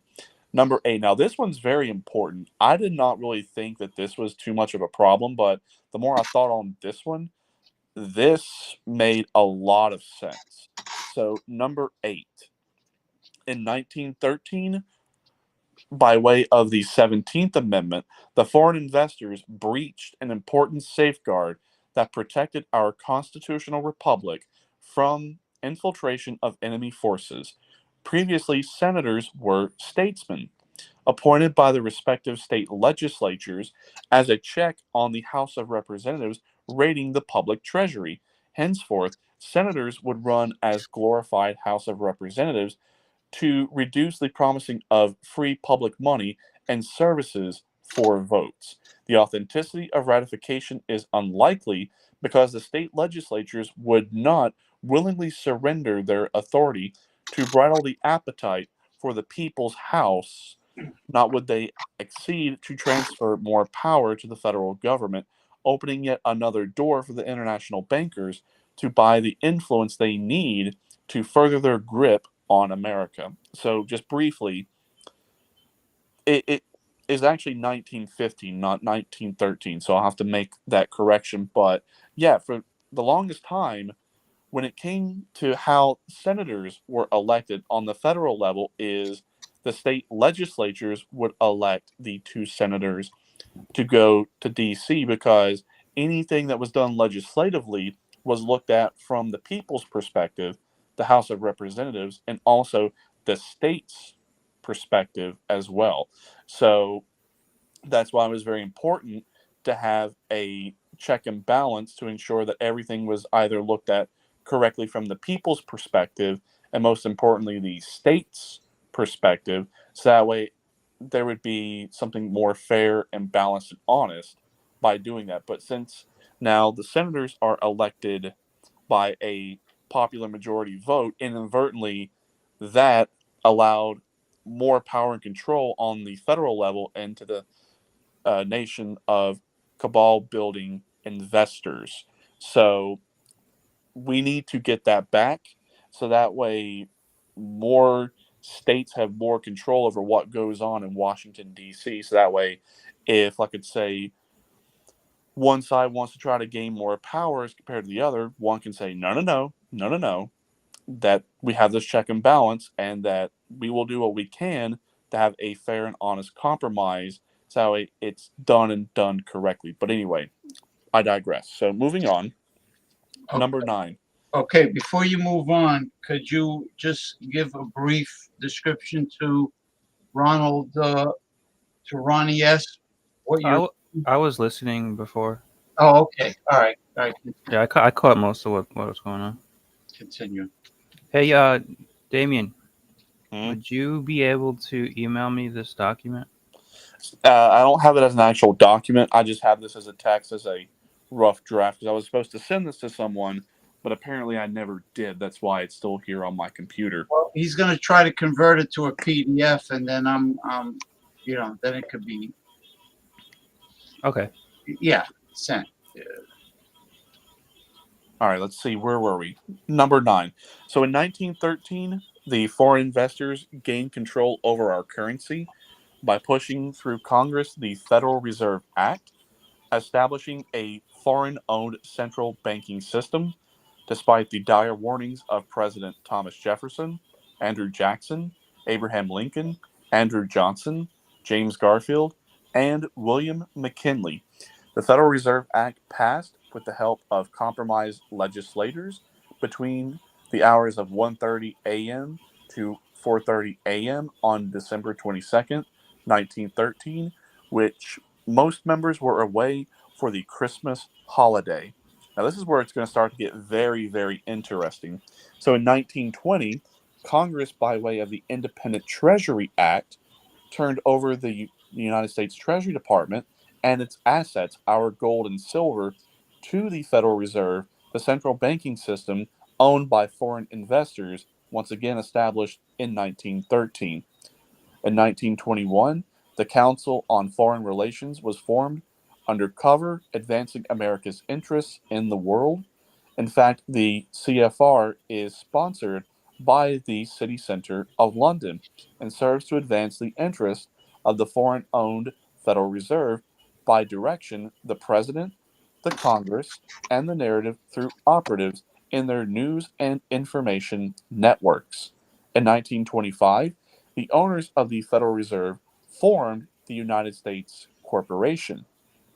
Just 5 out of the 100 shares issued were identified, with the balance of the shareholders of U.S. Corp remaining anonymous. Yet the money hail leads to the City of London, the British Crown, and the Vatican. The tax dollars we send to the International Revenue Service, i.e. the IRS, go to the International Monetary Fund, the IMF, and the World Bank, which are under their control. The official formation of U.S. Corp set the stage for the transformation of America from a constitutional republic of the people to a corporation owned by foreign interests and their families.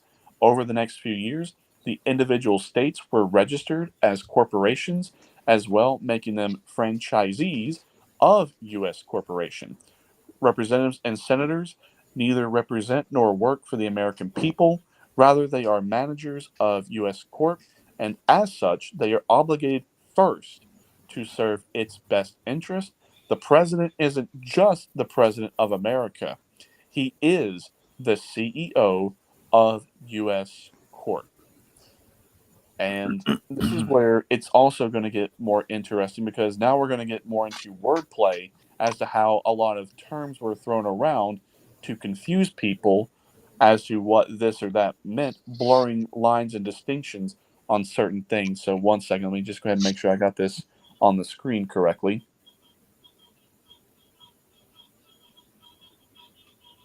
Did you go over when the U.S. government first became a corporation? I did. That was earlier on. I'm just making sure that I've got everything labeled. Like, from what I've heard, it's shortly after the Civil War. Well, the Organic Act of 1871 started the process. What finished the process was the Organic Act of 1878, which, interestingly, is not in here. But anyway, so let's see here. Okay, number 14. The abbreviated term United States was purposefully used to represent both America and U.S. Corp, to blur the distinction between them. Similarly, the original U.S. Constitution was quietly supplanted by an imposter corporate all capital letters constitution that bears a similar name and appearance, again to confuse and deceive the American people, specifically the Constitution for the United States of America was replaced by the Constitution of, in all block caps, with the latter's corporate statutes becoming the supreme law of America. In 1933, the U.S. federal government declared bankruptcy. President Roosevelt, its acting CEO, signed over to U.S. Corp. America and its assets, including the people and our labor. The bankruptcy of 1933 was arguably unnecessary and ceremonial in nature and contrived and orchestrated without the consent of the people, and it completed the heist and transfer of America and its assets to the same foreign interests who own U.S. Corp. In the bankruptcy of 1933, U.S. Corp forced the American people to surrender their gold in trade for debt notes called dollars, fiat currency that has no real value and that is depreciated continually through inflation, where it's worth just 4 cents today. So that should show you that quite possibly this was written long before 2020 to say that it's only operating at 4% capacity as compared to what its true potential could be. We've seen a lot of inflation since then.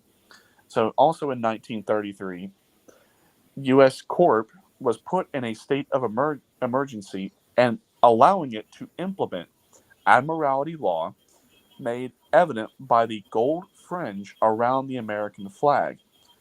When in a U.S. Corp courtroom, you are considered at sea and not a citizen of America. In 1936, U.S. Corp began issuing Social Security numbers to turn otherwise sovereign Americans into trustees of corporate fictions, making our labor taxable, which would otherwise be unconstitutional. According to U.S. Corp, you are not a live man or woman, but rather a representation of a corporation in your name. In 1945, the anonymous owners of U.S. Corp funded the United Nations under the guise of spreading peace, civility, and humanitarian assistance throughout the world, yet the true purpose is to condition citizens to recognize an international authority, a first step in establishing their promised New World Order, in which the U.S. Constitution is retired to make room for a universal totalitarian government.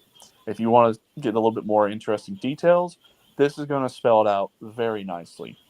United Nations publications Agenda 21 and Agenda 30, better known as Agenda 2030, reveal the New World Order agenda, the end of nationalism, patriotism, private property, individual rights, the two-parent family, automobiles, air travel, and the right to defend ourselves from a tyrannical government. In keeping with their goals of sustainable development, they plan to reduce the population by over 90%, ridding America and the world of dissidents and useless eaters. The remaining useful servants are to live in coastal communities wherein they will be stacked and packed into micro apartments. That kind of sounds like the whole entire 15-minute city nonsense that they're trying to push through. So anyway, the only thing standing in the way of their New World Order is a strong, prosperous, and secure America.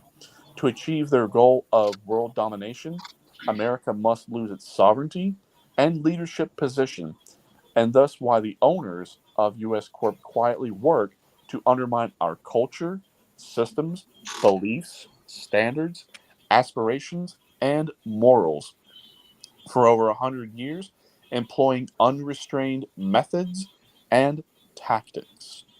With millions of dollars at their disposal every year from taxing our labor, the owners of U.S. Corp fund leftist nonprofit groups, including the Council on Foreign Relations. We talked about that one.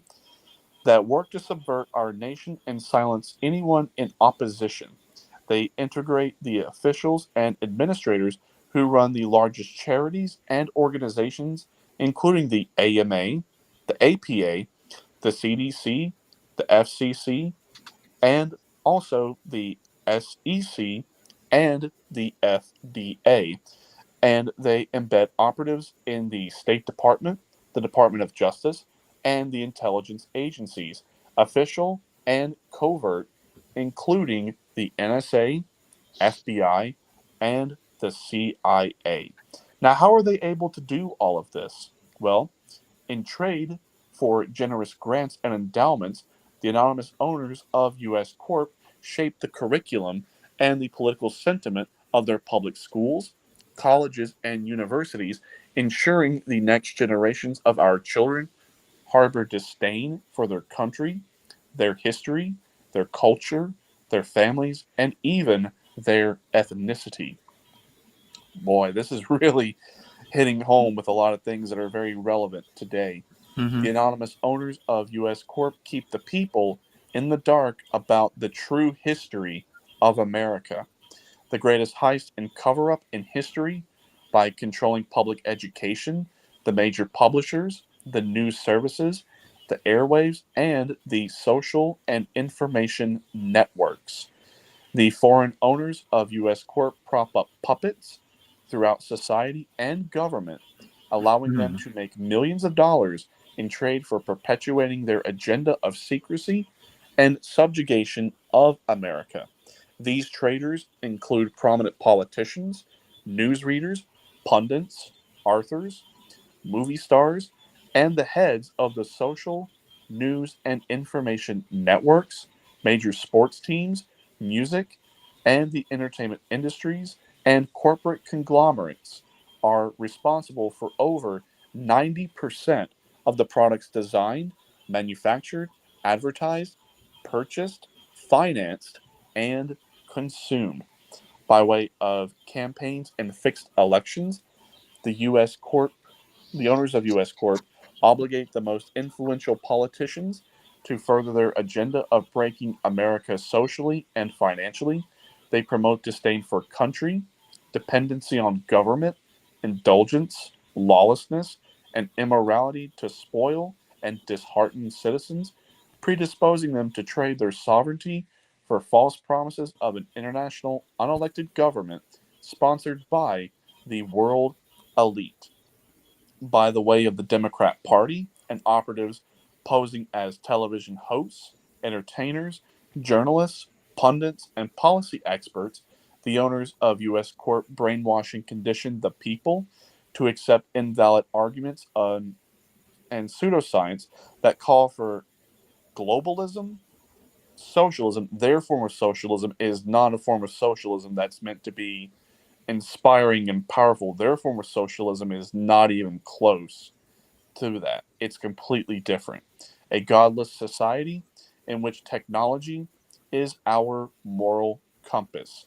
The operatives of the foreign owned U.S. Corp are deeply rooted throughout the news and information networks, academia, government, and society. Colloquially referred to as the deep state or the shadow government and the swamp, the operatives perform with a hive mind because they are guilty of treason, a crime punishable by death. They are desperate to hide their complacency, and thus they systematically target, demonize, and even suicide all who threaten to expose their treachery and malfeasance. Hillary Clinton. But anyway, the operatives of U.S. Corp favor unbridled immigration because it is the most expedient way to destroy the country from within. Flooding America with illegal immigrants without allowing them time to assimilate ensures arrogance, separation, and anti Americanism and anger, animosity, and conflict with the people. By design, we can also expect a steady dilution of American principles, ethics, and systems that made America successful. But here's the interesting part. Moreover, the majority of illegal immigrants are ethics and systems that made America successful. Moreover, the majority of illegal immigrants are likely to vote Democrat, who legislate according to the will of the foreign owners of U.S. Corp. Now, this is what I find very interesting. That also shows that something had to be redacted or something's going to be presented. That this is a rough draft. Look at this: not able to reveal, not readable. So obviously, they try to put in something that was not supposed to be put in, so it got redacted. So number 31, in conjunction with skewed statistics, deceptive polls, false facts, and the omission of decisive information, the owners of U.S. Corp promote anti-Americanism and their New World Order agenda. Fake news keeps the people disoriented, misinformed, and divided over ethnicity, gender, sexual orientation, religion, and most importantly, economic class. Meanwhile, their debt system enslaves us, their grip ever tightens through surveillance, fluorinations, vaccines, and other technologies are deployed to weaken any substantive opposition. The owners of U.S. Corp are working incessantly to disarm the Americans of law-abiding patriots who stand in the way of their totalitarianism and oppressive New World Order. By the way of orchestrating mass shootings, the owners of U.S. Corp will continue to terrorize the people until we assent to comprehensive background checks. The word comprehensive is nebulous and undefined, allowing for the battery of psychological and medical testing ever expanding until individuals are deemed emotionally unstable and a danger to society. Yeah, I mean, if they just keep subjugating you to the just same old, you're going to get tired of it and say, no, I'm not going to do this. And then they're going to just come after you every which way they can. So true to the predictions of every futuristic book and movie, patriotic Americans will be disarmed by the way of political profiling under the guise of screening for mental health. Then the last point for the transgressions and usurpations. Through their vast indoctrination machine, the foreign owners of U.S. Corp have convinced the people that America is a democracy and that democracy is the highest form of government. This is problematic because democracy is, by definition, mob rule. Democracies inevitably fail because the majority mob always demands more and more public monies and services procured through excessive taxation and other socialist-like, notice it says not through socialist, but socialist-like policies, resulted. Yeah, this is a right wing. Yeah, no. Oh, continue. Like I said, socialist-like, because they're making that differentiation that this is not necessarily socialism, but this is socialist-like, and you'll see that it's the kind of socialism that they always like to talk about, and this is how, resulting in economic ruin, runaway debt, fiscal collapse, and ultimately societal implosion, opening the door for their promised, predicted, and dreadful, ever-looming New World Order. Because sovereignty is not sustainable without exploring the ills of democracy and reestablishing our elevated constitutional republic, we are compelled to make the following proclamations. So, this is why we are proclaiming all of the 33 points that were above. The word democracy does not appear anywhere in America's founding documents because the framers knew that democracy in any form or guise is fatally flawed, leading invariably to oppression, unrest, societal failure, violence, and death. Now, to elaborate on that, even though we're not a democracy, we do have a democratic process. You can have a democratic process and not be a full-blown democracy. That's why I say we're a constitutional democratic republic. But anyway, moving on. So all modern forms of government are elected democratically. They are differentiated only by those who make decisions after the elections are over. In a democracy, citizens in the majority make the sales, leaving those in the minority oppressed. Consequently, if I can say that right, a democracy is always noisy, divisive, divided, insufficient, unsteady, combustible, fiscally irresponsible, and short-lived. Henceforth, what happened in Athens, their direct democracy, it didn't last that long. At least, not as long as we would think as compared to the Roman Republic, which kind of sort of was a constitutional republic. But anyway, America was established as a constitutional republic. Those elected must not do the bidding of the citizen majority. Rather, they most do what is best for their district, state, despite the majority will. And that's why, in this way, all citizens are represented equally and no one is suppressed, making a constitutional republic quiet, steady, efficient, and preferred. So, this next one, I know exactly where he gets this quote from, and it's a Marx quote. And I'm not sure which Marx quote or what work this quote is from, but he's deriving it from Democracy is the Road to Socialism. And it is a Marx quote, and it's quoted quite often. Now, is that the full context of it? I don't know, but here's what's also said about it. Although the word democracy feels good, it is founded on mob rule. Now, I don't understand why he's making it like this unless he's taking that Marx quote out of context, but making it akin to socialism, communism, and other tyrannical forms of government. So this is what we were also talking about the other night about a republican form of government. And finally, in Article 4, Section 4 of the U.S. Constitution resolves any doubt that the United States shall guarantee to every state in this union a republican form of government. So it's just saying that the Constitution is really moot on different things like, okay, well, is capitalism or socialism or communism unconstitutional?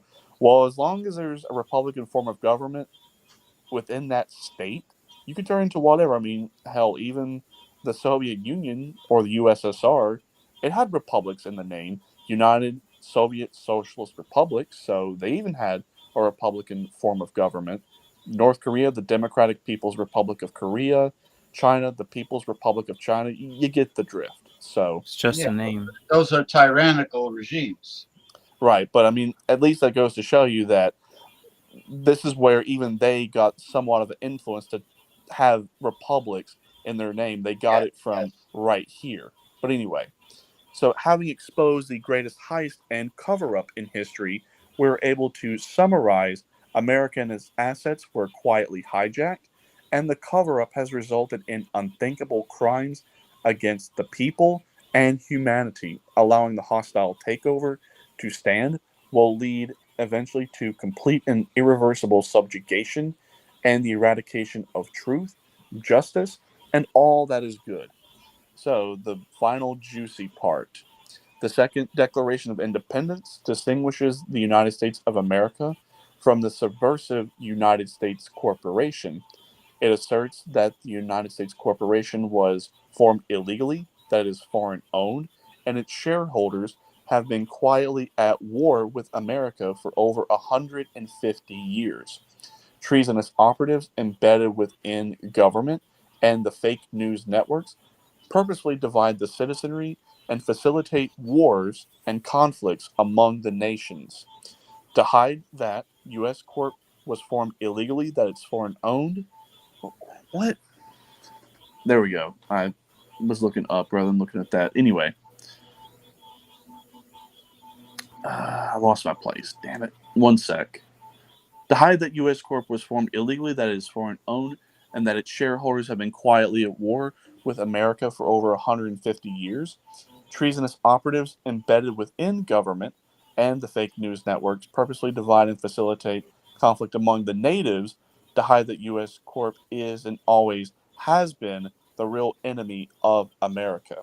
The Second Declaration of Independence also repudiates with conviction U.S. Corp's satanically inspired plan for world governance, in addition to being of, by, and for the elite, and not the people. Their falsely advertised pseudo-utopian, unelected, totalitarian New World Order would supplant America's sovereignty and extinguish forever any semblance of liberty and prosperity. Because natural inclinations of human beings would be short-sighted, malleable, and easily bamboozled, one might presume the American people should bear responsibility for being swindled out of their homeland, inherited by their forefathers, who procured and secured, if at great expense and much sacrifice, and for slowly and steadily trading their largely unappreciated blessings of liberty and opportunity and prosperity for trinkets in the form of unearned comforts, frivolous indulgences, and gluttonous pleasures. I think we're just about done. Yep, just about done. However, the transfer of ownership from the American people was not conducted openly and with candor, with clandestinely through calculated design and nefarious means, without body consent, and unconstitutionally. It is for the latter reason that the American people claim their right to rectification.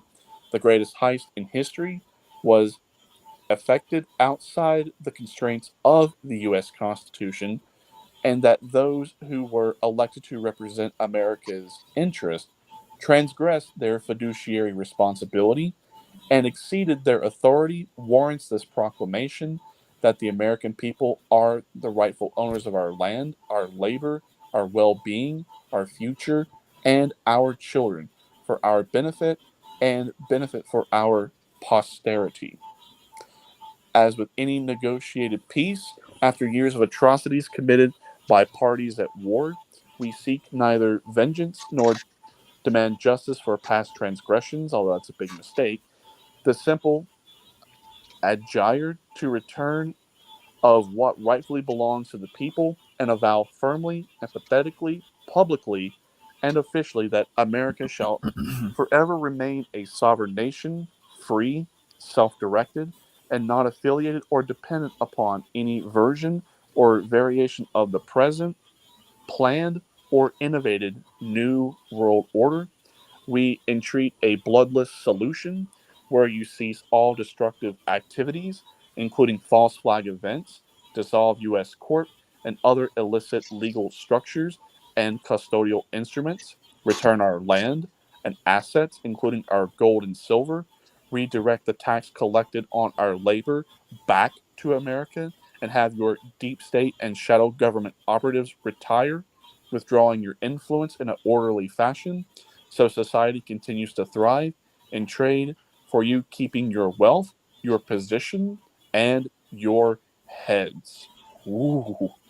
In response to the questions of regarding legitimacy, efficacy, and process of throwing off the shackles of national thraldom is elementary and unambiguous, as evidenced by the separation of the 13 colonies from Britain in 1776, the American people from Spain, the Mexican people from Spain in 1825.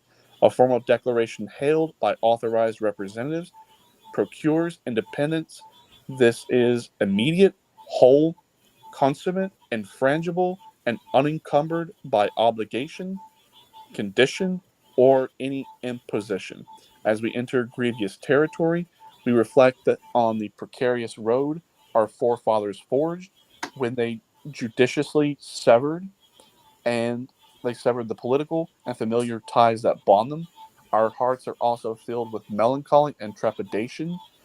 Yet we too are resolute in our posture and positions from being confronted with no better option.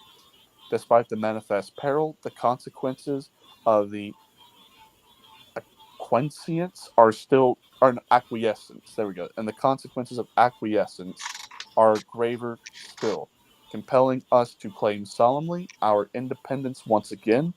So, in support of this declaration, with its firm reliance of the protection of divine providence, we mutually agree to pledge to each other our lives, our fortunes, and our sacred honor.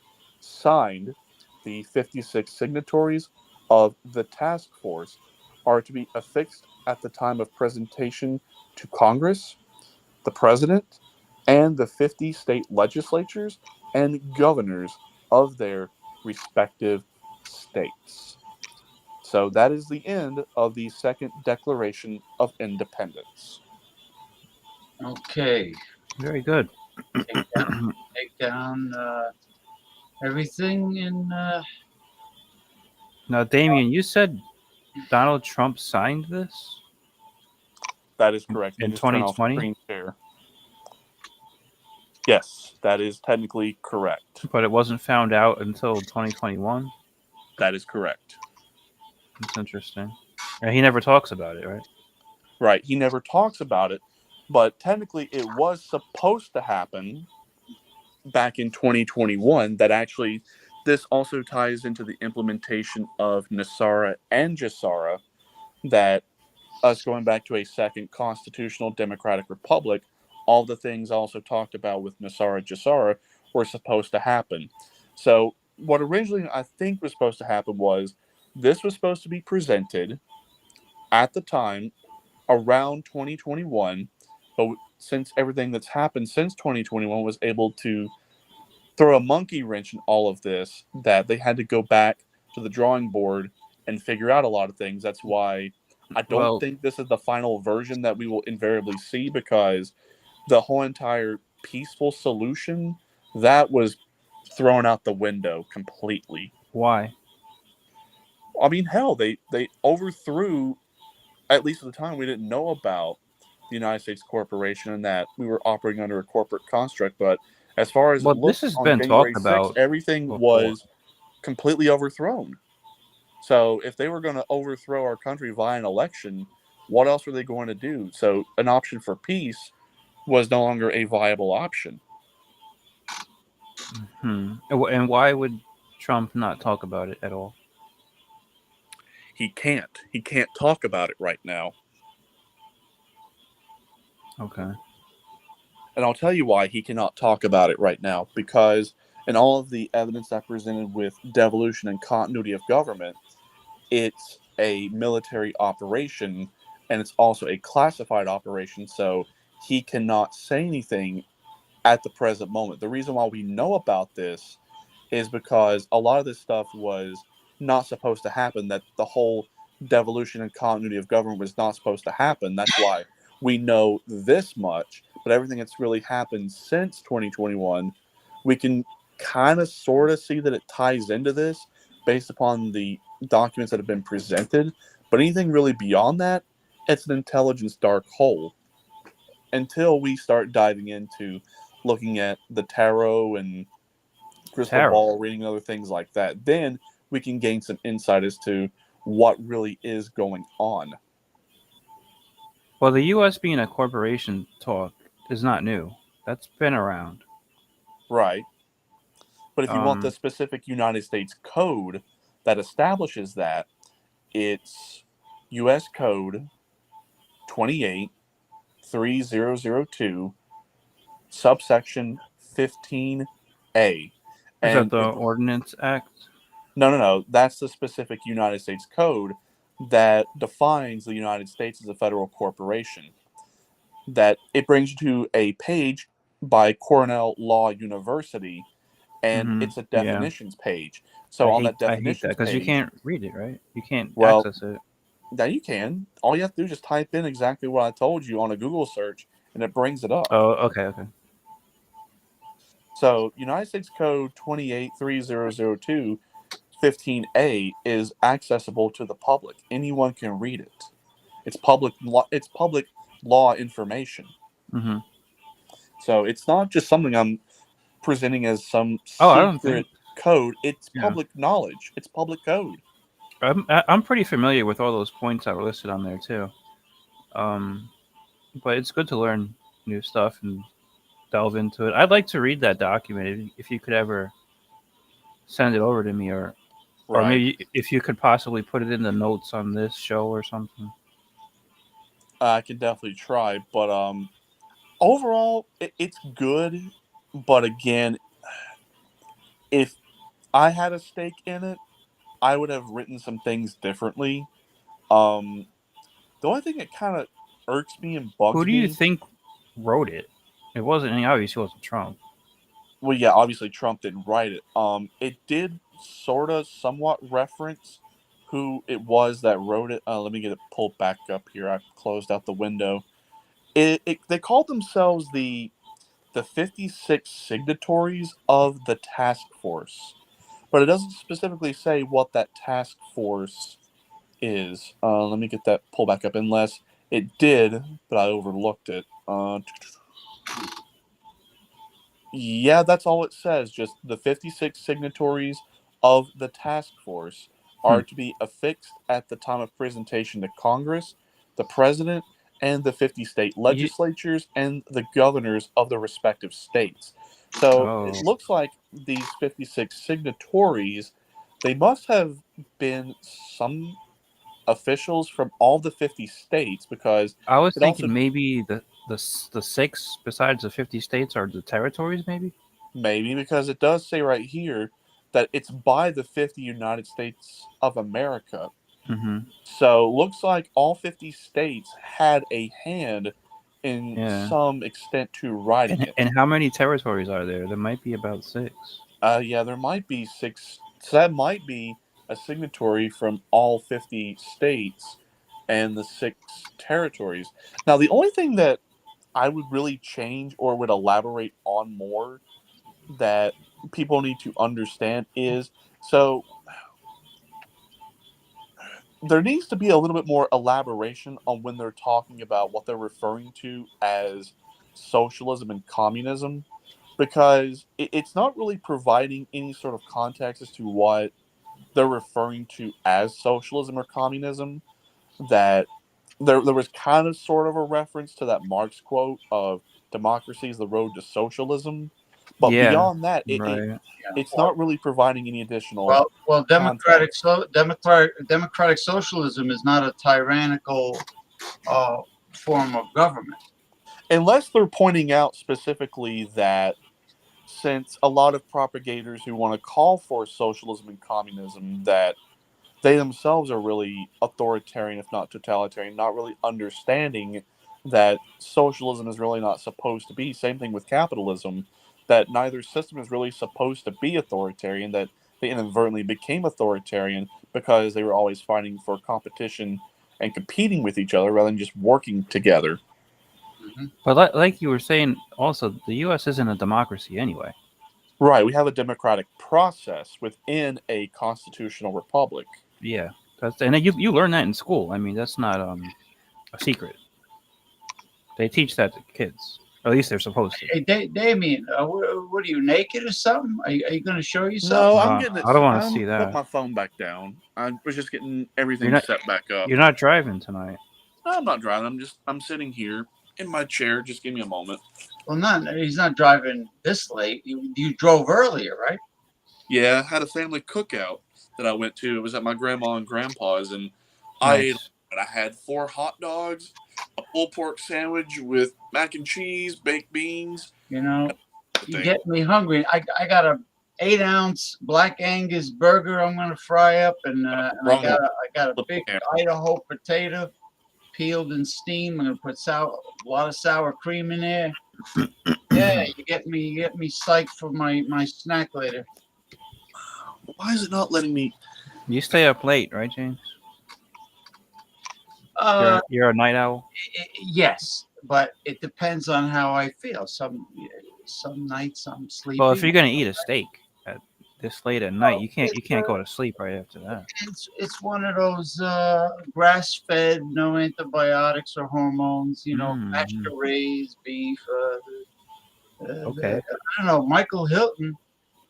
I think he's mad at me because I couldn't be on his show, but I was at the hair salon today. You can't be mad at that. For whatever reason, it's not letting me switch my cameras to the camera that usually you see me through. That every single time I try to flip it, it won't do it. So you're stuck with the avatar tonight. You can't turn off your icon. Is that what you're saying? Well, if I go to like the camera settings to switch it from the front camera to the back camera to where you can see me, it doesn't give me that option. a front camera to the back camera? Well, go back to your phone. I am on my phone. Oh, that's strange. Wait, what is the reason? I'm just curious what you're saying. Unless it screwed with something that where I streamed on my phone and on my desktop, it glitched the system somehow. So what happens right now? Like if you turn off the avatar, what would happen? It'll go to my front-facing camera, and you won't be able to see me. Oh, about that. So yeah, unfortunately, you're stuck with the avatar tonight. Well, what if you turn the camera around then, or the phone around? I mean, I could do that, but then my hand would get tired, and I don't really have anything to prop my phone up on. You don't have a prop? You gotta get a prop. Yeah, you can. I don't even have a selfie stick because I think selfie sticks are kind of dumb. No, you don't need a selfie. They suck. You got to get, like, for a few bucks. They got the plastic tripods for the phone. I'll look into it. It's on my to-get list. I've been meaning to get it, but every single time I go to the store, I always end up saying, "Oh, look, new ramen noodles for me to try. Oh, look, new chips for me to try," and I completely forget. Do you have, like, an object, like, let's say, like this is an LED lantern, like anything that you could put your phone up against? Yeah, that's what I'm trying to do. Is I'm trying to like rest it on something and try and bring up the option for the back camera, but it's not working. Because yeah, this is what I'm doing. Okay, so I bring up the settings. I go to settings, then I go to video input to switch it to the back camera, and it's only showing front camera. It's not giving me an option for back camera, even though I try to scroll down, it's not there. This way, I was thinking if you show yourself, then Ronnie would have company, and then I could put my icon on and go and lie down. Yeah. Right. Yeah, I don't want to be the only one. I don't like that. Yeah, he don't like to be the only one on video. So yeah. So what are you gonna do? It's like it's a glitch. Well, yeah, I think it glitched whenever I streamed on both. It must have screwed with something. And then if you leave and come back, it doesn't change it. Yeah, that's what I just tried to do. I tried leaving and coming back. It's not working. Yeah, he just did. He left completely and came back. He wasn't even in. What if you turn your phone off? You leave, turn it off, and turn it back on. Maybe you need to go up, get off the show, and reboot your phone, and come back. I can try it. It'll just give me a few minutes. And me and Ronnie could like bitch slap the New York Yankees upper management for a while. Did they lose today? I don't know. All right, yeah, give me a moment, and I'll be right back. It shouldn't take but just a few minutes. Yeah, it won't take that long. All right, be right back. Come on. No, the Mets lost today. Now, Brian Cashman hasn't changed his ways because now he's trying to acquire Vladimir Guerrero Jr., who is I know. He's old. He's a veteran. He's not. He's all right, but yeah, he's not as good as he used to be. Not as good as he used to be. But they do. I mean, if it's just like a 1-year deal, he might be able to help the team because the got an old Cecil. Because Rizzo's out for a while, right? Rizzo is out for a while, right? Nah, fuck him. He was never. Well, he's first base, right? So they're trying to get a first baseman. His batting sucked, and Guerrero might be an improvement. DJ LeMahieu sucks. Gleyber Torres semi suck. Gleyber's he's all right. Oh shit, James. But he scores too many. They lost. Oh my god, 9-3 against the Blue Jays, and the Blue Jays suck. Blue Jays demolished and the Mets demolished the Yankees, and the Orioles demolished the Yankees. Mets, man. I mean, I'm a Mets fan. Yeah, good, I'm happy about it. They have themselves to blame because now who's the other guy? Let me think. How is the kid doing? Ben Rice. Is he? So they have him in there for first base too, but he doesn't start. He usually comes in later. Yeah. Now there's another second baseman. I saw him hit a home run actually in person. Ben Rice, in spring training in Tampa. Oh, in spring training. Oh, yeah. Well, the same thing with with Spencer Jones, the big guy. He hit like it was like 470 some odd foot in Tampa, Mm-hmm. in the George. The Steinbrenner Field, yeah, that's a nice field. And I'm not even a Yankees fan, but I like going there. It's nice. I mean, the kid. I mean, a young kid like him, man, to a 470-foot home run. Yeah, that was impressive. And, Yeah, what is he doing now? He's in AAA? no, he's still in AA. Oh, really? Yeah, he graduated to AA. Where's their AA team? In central New Jersey somewhere. I think they call them who's the Rail Riders? Is that I don't know. the AAA is Scranton, Wilkes Barre, Pennsylvania. That's their AAA. Do you remember the Staten Island Yankees? They were single A, I believe. Really? Oh. Yeah, you don't remember? You never heard of them? I just found out recently they're not part of the organization anymore. I tell you, it worked. Yeah, I got it fixed. It worked. If all fails, reboot. Yeah. Yeah. That's what the IT guys always tell you, right? Did you? Yeah. Well, they did it on South Park. Did you turn it off and turn it on? Yeah. Hey, look who it is. Howdy Doody, Ronnie's back. That was me. a trashy debate. But the Trader Joe's frozen section, well, yeah, Joe Biden was like a Trader Joe frozen section. Trader Joe. Bread and produce are awesome. Well, that's good. I'm glad you did you check out all the Italian food they have already prepared and frozen? It's pretty good. Is it? And normally I hate frozen prepared frozen meals and no, but Trader Joe's tastes like restaurant quality. Hey, Damien, you want me to put my email in the private chat? If you can get some of those docs, I can send it to you in a actual text to where you can do things with it. like you just had it up, right? Yeah, I can definitely do that. Like a Word? I would just like to take the time myself and read through it. In Word document? Because I know, those are real points. They're each individual thing is... I'm pretty familiar with most of it. The only thing that would have a really contentious aspect with is that there needs to be a little bit more of an elaboration on what exactly that it seeks to reestablish as to what our second constitutional republic is supposed to look like, to see if there's even going to be another constitution to go along with it that would kind of fix the problems with the first one that they may or may not have foreseen. So, I mean, it would make sense that we have this new Declaration of Independence. We should have a new constitution to go along with it. Like I said, the only real problem I have with it is just when it goes into the whole socialism and communism aspect inherently being authoritarian, I realize now what it's talking about. Now, this could be taken out of context or maybe not. So, the Marx quote, "Democracy is the road to socialism," but there was one other one, and I think democracy can be the road to anything, though. I mean, right, but there was another one.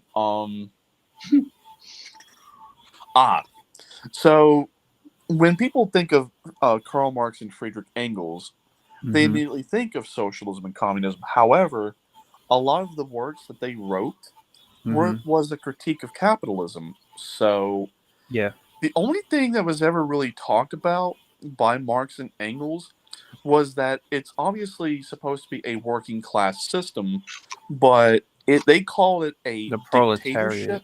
The dictatorship of the proletariat. Yep. So unless that was taken out of context, or if that really was the intent of what they meant by a dictatorship of the proletariat, then I don't know.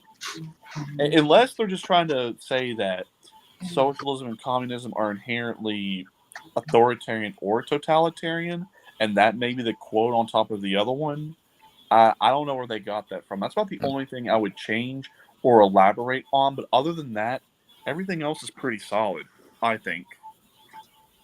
I put my email. I send you my email. Yeah, you got both the emails in there. So. Yeah, what happened? Okay. I can't open up the private. You got it, James. I saw it. All of a sudden, the private chat won't open up for me. I wanted to put it in the Facebook Messenger for Damien. Right. If I had to go out on a Here we limb go. and Here we go. I'm sorry. if I had to go out on a limb and really go into detail as to what exactly it would look like, I've talked about it before that it really does look like that with this new system, Nasara Jasara, that it is the best of capitalism and socialism put into one system. Now, how exactly would that look like? I don't know, because we've never really had a hybrid system. So it's something new that hasn't really been done before. Well, you could say we've never had a truly socialist or a truly capitalist system as well. True, Right. So it's a little uncharted. Not full, necessarily that it can't be done. It's just how exactly would that look like? because the U.S. is not, under capitalism. It's corporate capitalism, or crony capitalism. Crony. But this is not regular capitalism. See if you can attach those Word documents to an email to Ronnie and me. I put them in the Facebook Messenger when you get a chance. Well, the way I've got it is. Or you can just email it the way you have it too. That's fine. Yeah, I could just do just like a simple copy and paste to it. Let's see. Well, this way I can upload them and on social media. Right. Like if they're in Word doc form, then I can just upload them. Because then the thing with copy and paste is you're limited to the amount of characters that you can paste on social media. But I mean, I was able to send it to you in that long ass message, no problem. Yeah, you know what? Don't worry about me posting anything. Just for now, just copy and paste it, send it to Ronnie, and so he'll have it and he can go over it. All right, let's see. Yeah, this should just take a moment. Cross that bridge when we come to it in the future. Oh man. Well, any other questions or comments or concerns about it? Well, I agree with a lot of it. It's just that the demonization of socialism and throwing it together with communism, like they're all synonyms of one another. I don't agree with, but everything else was understandable. Right. Well, like I said, since they didn't provide any context, at least they should have at least thrown in a quote like the two that I quoted: the dictatorship of the proletariat and democracy being the road to socialism being the context of what they're taking that from.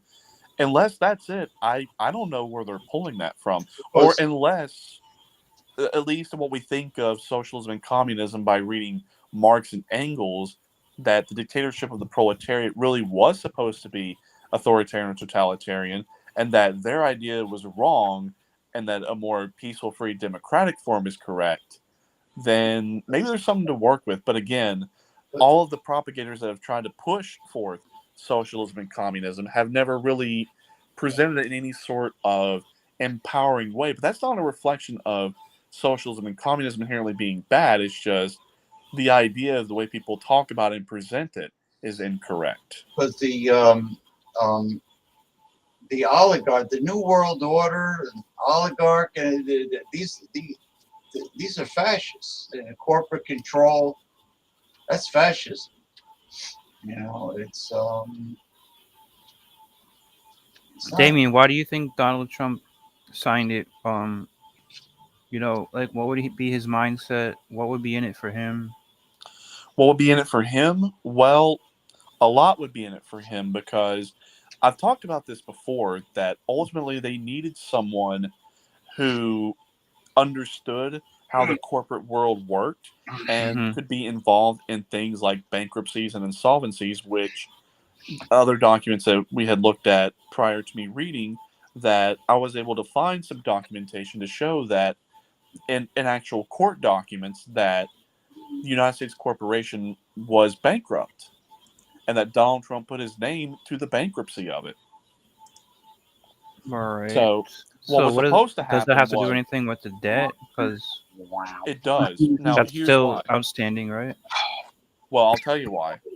The whole idea of debt, when we were talking about where all of our money goes to and how they're able to have all this money, is not only do they just use it through Social Security and through excessive taxation, they also do it via your Sissy QV trust. So they're actually taking money that has already been accumulated by your birth certificate.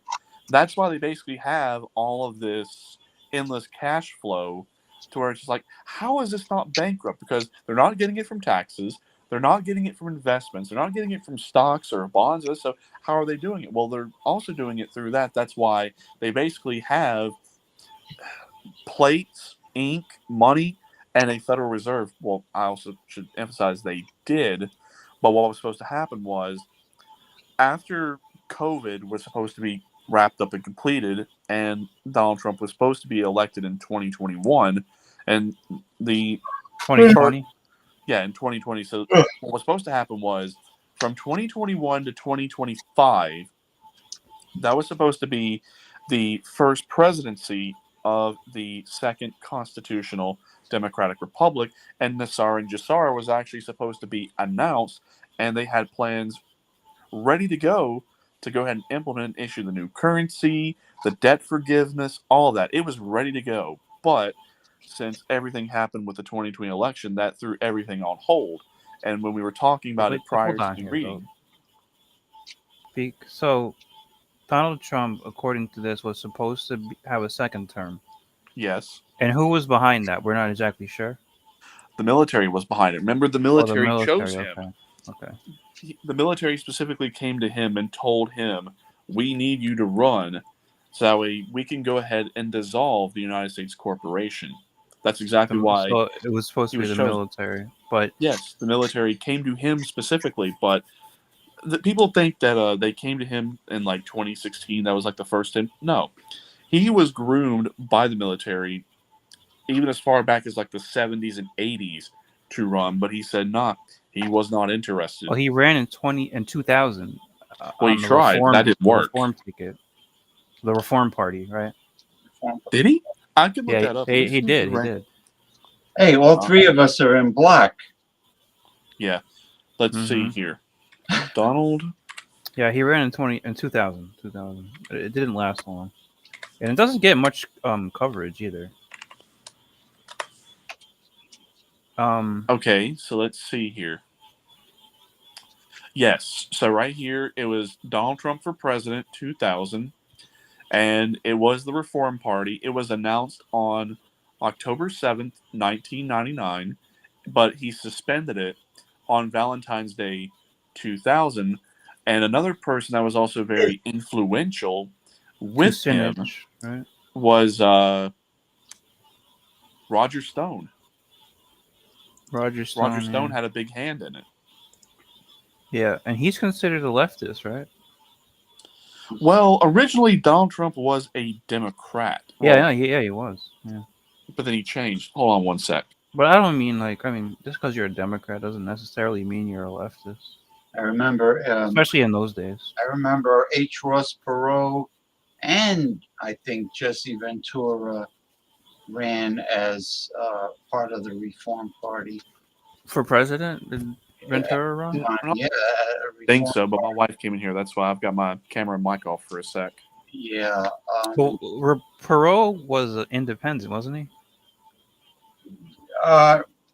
When he ran for president? He did run under the Reform Party, but when he told that cockamamie story about his daughter's wedding, it was something about his daughter's wedding, and I'm not familiar with that. Yeah, I don't know. There was something that rubbed people the wrong way,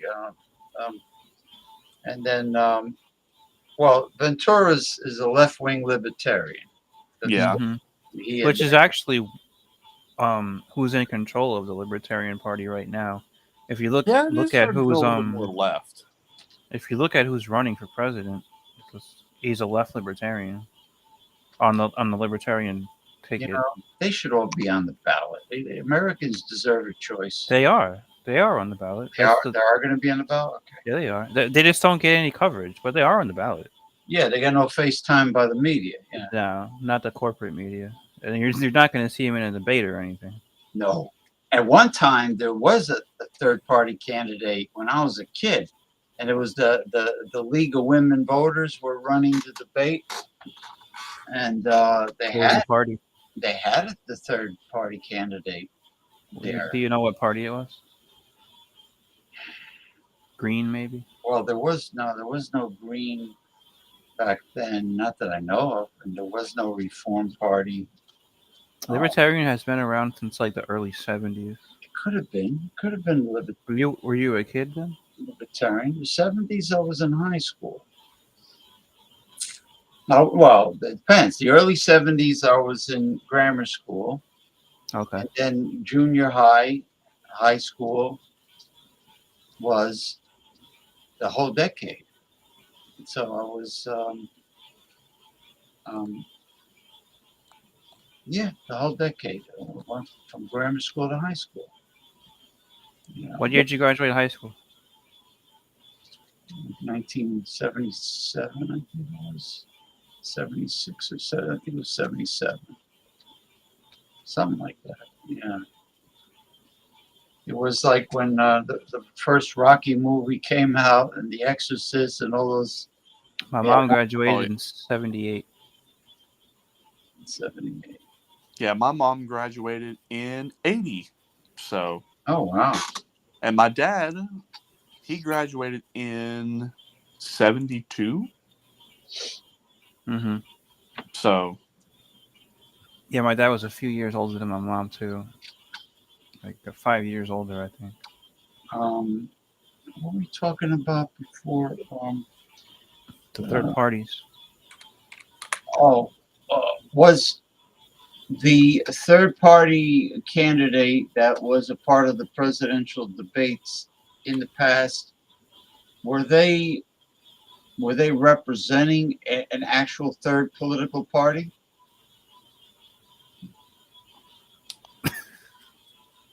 Yes. Damien says no.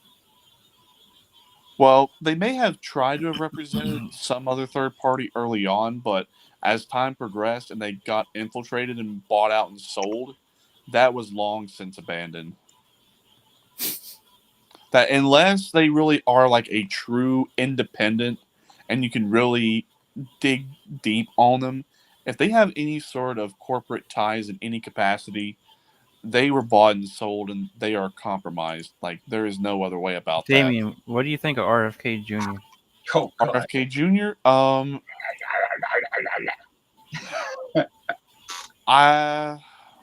He works out. He's pretty buff. Is RFK Jr. a buff, physically fit, right-wing Democrat? Was he still a Democrat? He's running as independent, right? Well, yeah, he's just so done and pissed off and fed up with the Democrat Party that he's done and over it. So, well, are the Democrat Party, the people that run the Democrat Party, did they go with old Joe Biden, old decrepit Joe Biden, because there are people pulling the puppet strings with him? Yeah. It's easy. Yeah.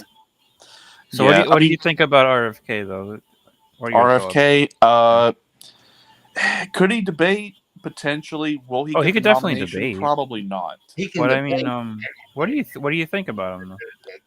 Like I said, he could potentially debate, even though you have to get past like the whole entire raspy voice. I mean, if he can articulate and actually formulate sentences coherently, no, he can. He has a raspy voice, but he can talk. Well, that's all going to depend upon who they want to try to also present. I mean, But he's not going to debate. They're not going to put him on debate. he might get some votes as an independent, but I mean, at this point, trying to really get a Democrat or Republican nominee at this point, given everything that's happening, it's like trying to save a sinking ship that's already about 95% sunk. Like you're not going to be able to do that. That'd be like trying to save the U.S. Federal Reserve dollar. Like you can do it, but it's going to cost so much time and effort and hassle and heartache that it's best to just let that system die. Yeah, I was just curious what you thought about him as a candidate, though, because he is running. He's not going. He's not going to debate. But he's running as an independent. You will want to pay attention to the Democrat Party here for the next little bit, because they're going to pull a last Biden out. Switch. They want Biden out, and it seems like Biden doesn't want. He's not going to. He doesn't want to stop. Well, he's going to get forced out. Now, there's going to be different ways they're going to force him out. We're not really sure. It's going to be interesting. Well, the first thing they're going to try is they're going to try the 25th Amendment. That'll be the first. You think that'll be the first thing?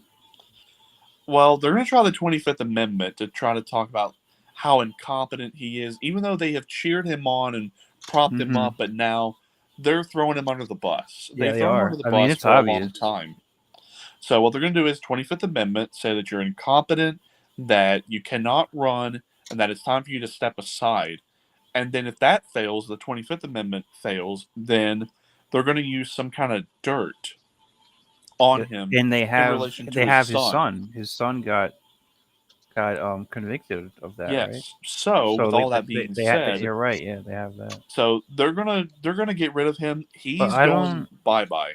I don't think they're gonna use the 25th Amendment, like make it so public. They're gonna probably try to talk to him privately. They are. They're trying that right now, and it's not working. And it seems like he is not giving up. You know, and technically he has power. Like, he is the president.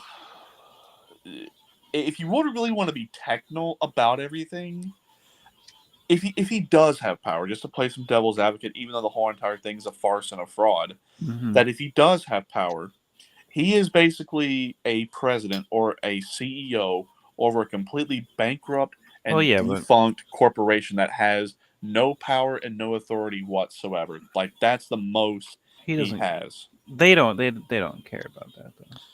Right, they don't care, but like I said, they tried to reestablish a second corporation by trying to steal the 2020 election, but that failed.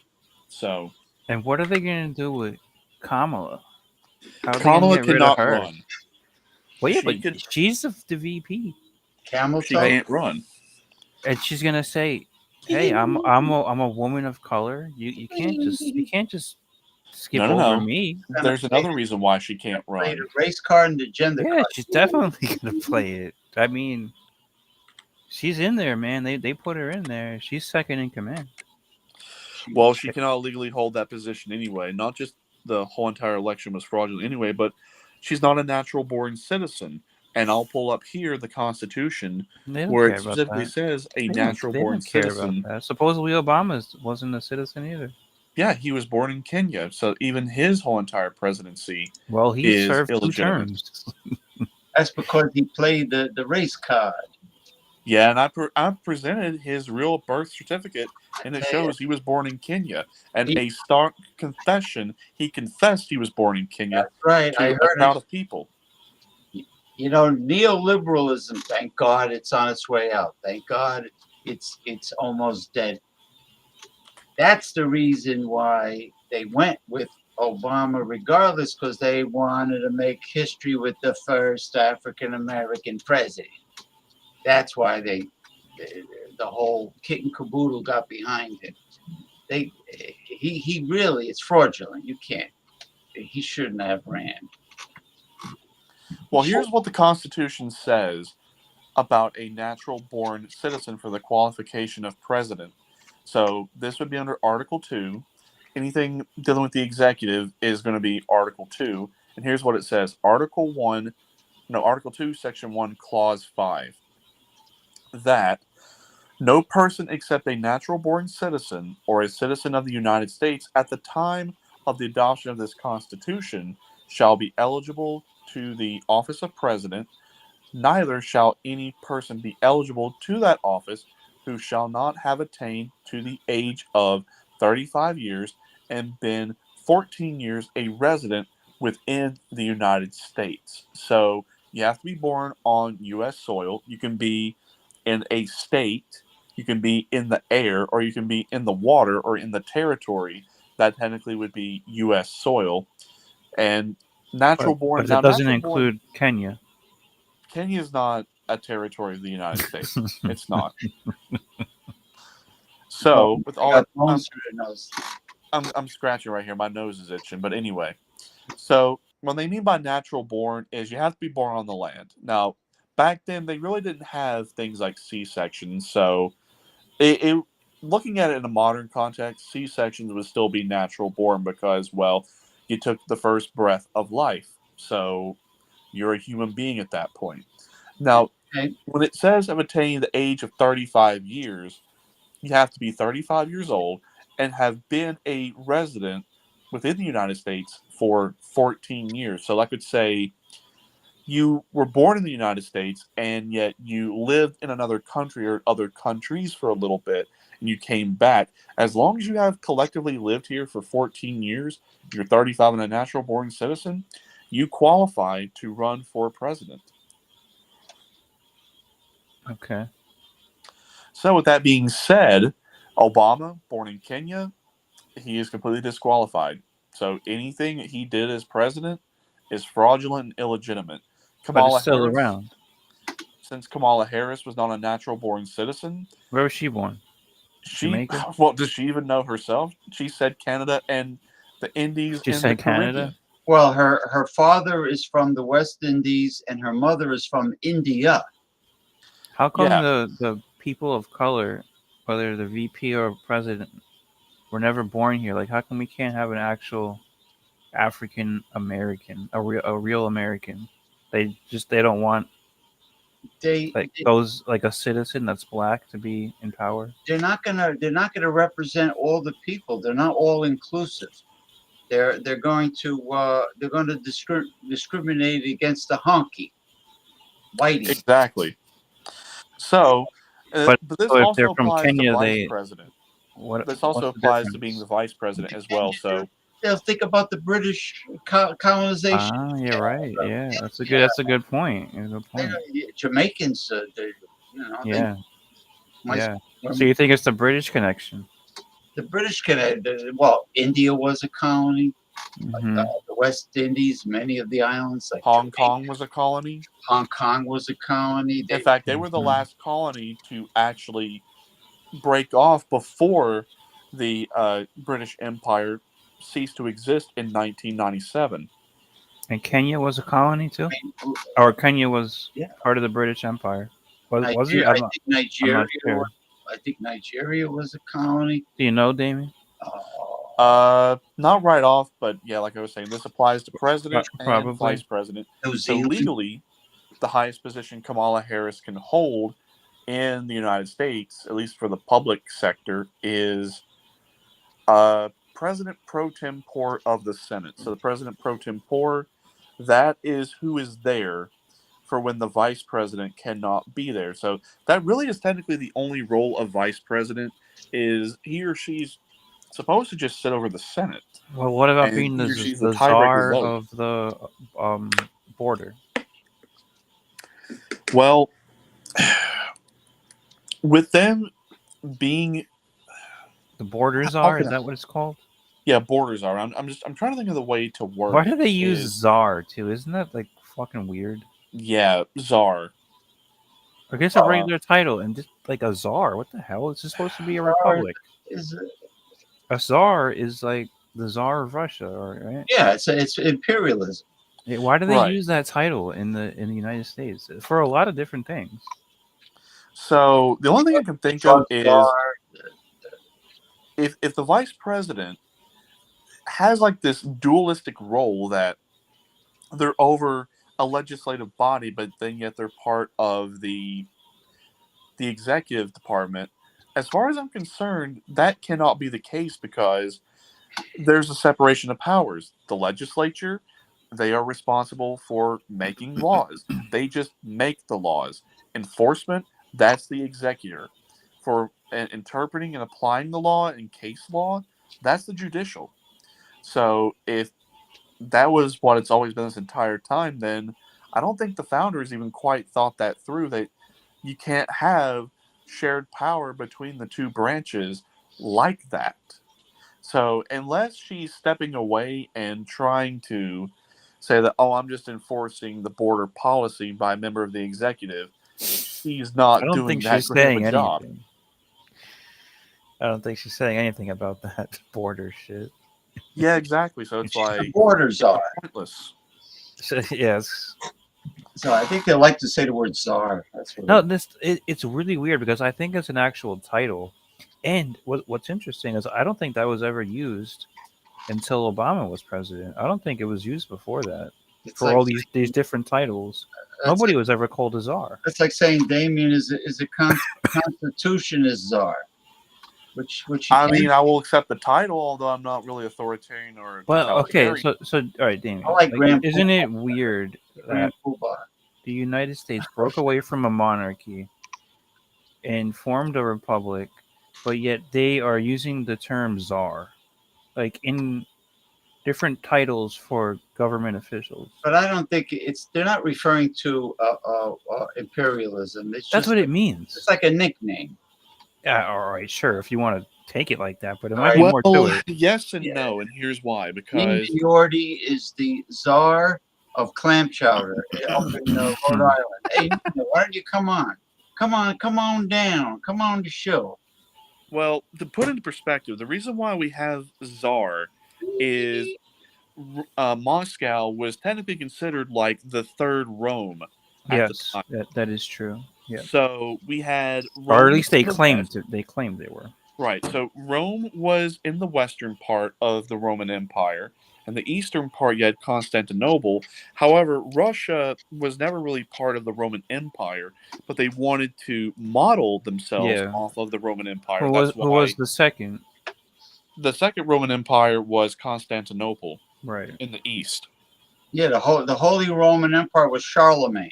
Well, that wasn't considered one of the Romes, even though it kind of was actually. Right. That's why you have the two-headed eagle to represent the eastern and the western Roman Empire. Then you have the single-headed eagle superimposed on the other two to signify that Russia is the third Rome, and Moscow and the Tsar are technically the third Caesars, so to speak. Tsar from. means Caesar. Yeah. Yeah. Yeah, I'm just But coming over here. why would the United States, which is supposedly breaking away from monarchy, go use an imperial title? Well, according to what we all just read by reading the Second Declaration of Independence, that we kicked them out for a little bit, but then they just came right back in. So instead of having an overt war, they did a covert war financially and economically. The English didn't use the word czar, though.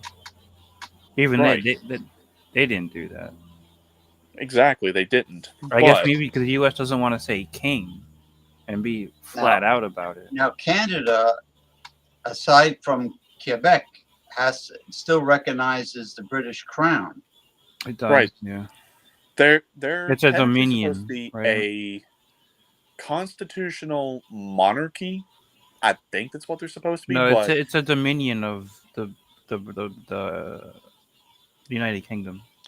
Right. However, if you really look at the foundations of Canada, and I did not know this, but this is a very weird thing, and I didn't think it was the case at first, but then when I read on it, makes sense. But were there a constitutional monarchy, they still have some ties, and I put the ties in quotations and question mark, to the crown. They do. Because whenever Parliament passes a law in Canada, that they go through their legislative process and the Prime Minister signs it, but there's also someone else who's supposed to sign it. It's I'm not exactly sure who it is. I'll have to go back and watch the video, or I can share it. But they sign the law, but here's what's interesting, and it goes one step further. Okay, so with a constitutional republic, the law applies to everyone, but in a constitutional monarchy, the laws can actually be bought and be privately owned. I was not aware of that. So what they've done is they can pass these laws, and some certain individuals put their signatures on it, and it's owned by the crown. But if the crown does not put their signature on it, then individuals like you and I, we can buy private ownership of that law for $50. I did not think that was possible, but then as I read on, I'm like, yeah, that makes a ton of sense. That you can buy a law and be a private owner of law, at least in a constitutional monarchy. Mm-hmm. I know. The further you go down this, the stranger it gets. I know. Even It's I really take a not. step back It's and go, not that strange, because if you go back in history, so like medieval times, that's where all this stuff comes from. Right. When these kingdoms were formed, I mean, you have to think about the legal ease of it back then, and that's just carried over. And we're used to thinking about republics, which is what the United States is. Right. But republics were never a thing until like the 19th century. Well, no. We actually had the first republics in ancient times. Rome was technically the Yeah, that's first true. republic. Before it became an empire, it was. But if you go back to medieval times, which after the Roman Empire and everything was really a kingdom in Europe. Right. And so there was no republics at that time. Right. And that's kind of what we go back to, especially in the U.S. It goes back to England and their laws that were set up. That's why like lawyers are esquires, which is kind of like a they have loyalty to the crown. The crown, really. The bar and is they don't even realize that themselves royalties. for the most part. Yeah, that's what the bar stands for. The British Accreditation Registry. So all lawyers in America, still being esquires, are still loyal to the British crown. Mm-hmm. I wonder if the Falkland Islands still belongs to England. I know there was a war. There was a war with Argentina, right? With Argentina, and technically it is close to Argentina, but it was one of the colonies. Like Northern Ireland, Scotland. I think that's the only colonies. Northern Ireland is not a colony, though. It's part of it's the United Kingdom. But there was a war. They're not Catholic in Northern Ireland. There was a war, and I put war in quotation marks, over the Falkland Islands in the early 80s. Yep. I think 1982. Mm-hmm. And around there. Argentina lost. So I think it still technically is owned by the British. Yeah. And then, but it's still technically under dispute to this day. Same thing with the Virgin Islands. There's the U.S. Virgin Islands and the UK Virgin Islands. I think there's a Dutch one too, right? Well, the Netherlands Antilles, are they still Curacao, Bonaire, and Aruba? Are they still? Curacao, I think, is its own country now. I think so, but I'm going to run back to the bathroom. I'll be right back. Yeah, it was Curacao, Bonaire, and Aruba, the Netherlands Antilles. Yeah, the Caribbean's a mess. And then there's so much going on down there. What? What's happening? They haven't. No, I mean just the government setup of all the islands. It's all over the place. If you think about it. Barbados was a British colony. Jamaica, of course. Jamaica was. Some of the Virgin Islands. And then you have the Dominican Republic and Haiti on the same island. Yeah. So St. Lucia is independent. St. Lucia is one of the Virgin Islands. You're right, but it has French lineage, right? Yeah, I think they speak French. Creole. No, St. Lucia is not really Creole. I think it's actual French. It's actual French. I know Haiti is French. Haiti's Creole. Haiti, well, it was originally a French colony. Mm-hmm. Haiti. And the Creole is like a combination of. I guess it's like I mean, the French can understand them, and they can understand the French, but it's probably considered like a bastardized version of French. Oh, quick question before I thought of that when I ran to the bathroom right quick. It completely slipped my mind. That was a quick bathroom break. Yeah, because the bathroom's literally like right over there. Yeah, but I mean the time you have to take the salami out and then you have to shake it. Did you wiggle it? Well, yeah, I a did. But little again, the bit. bathroom's just right there. Or literally, like I'm pointing right at the door. I'm seeing it. It's like maybe 8 feet away. Does Damien aim properly, or does he spray the fucking urine all over the bathroom? Yeah, he does aim properly. Okay, good. So when it takes in a circle, it's a yes. Well, if it goes clockwise, it's yes. So the question I was meaning to ask is, well, since we got through the Declaration of Independence pretty quickly, want to try to squeeze in a quick reading on the significance of Julian Assange's release? Oh yeah, Julian Assange. That's right. Oh, I can go get my cards and I can do a quick pull on it. Well, it'll take just a moment. Is Julian Assange in a safe and secure place right now? No. It says he is. Right. I can just run over and grab my cards right quick. It'll take just a moment. Okay. So I'll pull a reading on it to see what the significance of Julian Assange's release signifies and what we should expect, because now that how come Donald Trump never pardoned him? Well, if you listen very carefully, that's interesting. Why? And he taught. Well, I've also done some dives on this as well. Is how come he's never pardoned him, and he calls him a traitor? Well, if you look at the way things have been, Donald Trump's been a double agent. He's played both sides. So when he's calling him a traitor, my guess is he's calling him a traitor to the United States corporation and the military-industrial complex, not necessarily the American people. I don't know. That's just been some weird things I've wondered myself, but let me go over here and pull some cards and see what we can expect with Julian Assange, especially if he's able to take something like WikiLeaks, which have never been fully debunked, by the way. No one's ever really come out and said that they're false or they're just this or that. All they've just been is demonized and attacked as some conspiracy theory from a right-wing nut job. I think it's been proven that it's true, everything that Exactly. he said. It is true. If this guy can take something like that in a matter of just a few years from a debunked right-wing conspiracy theory to a fact like Pizzagate, then he's very valuable. But we'll be right back. Edward Snowden. Should Edward Snowden be pardoned and brought back to the United States? I don't think he wants to come back to the United States. He should. Not that he might not want.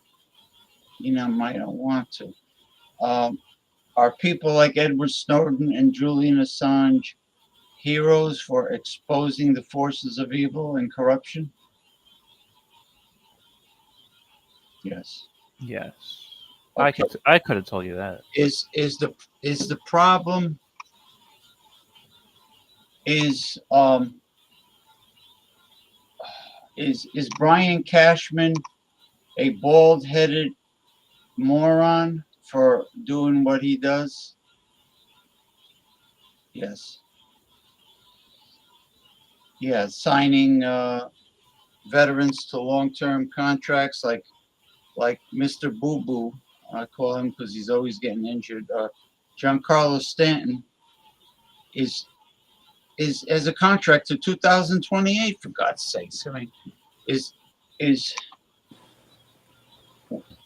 signing Giancarlo Stanton to 2028. What is he out for right now? What's the injury?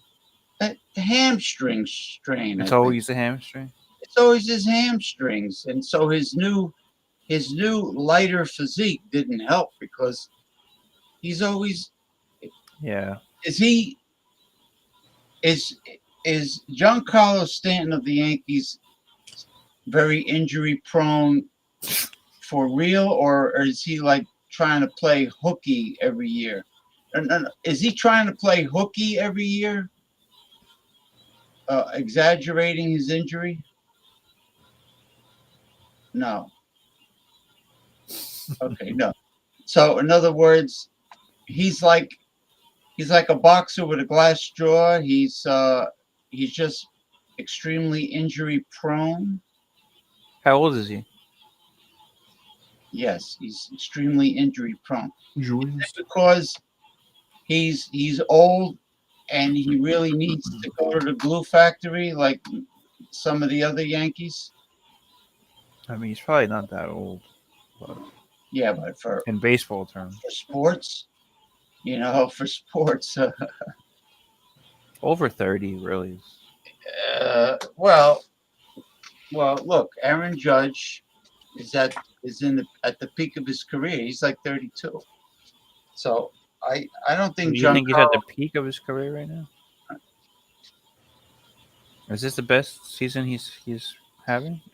He's had. It might be, right? No, he's consistently a great hitter. Yeah. And outfielder.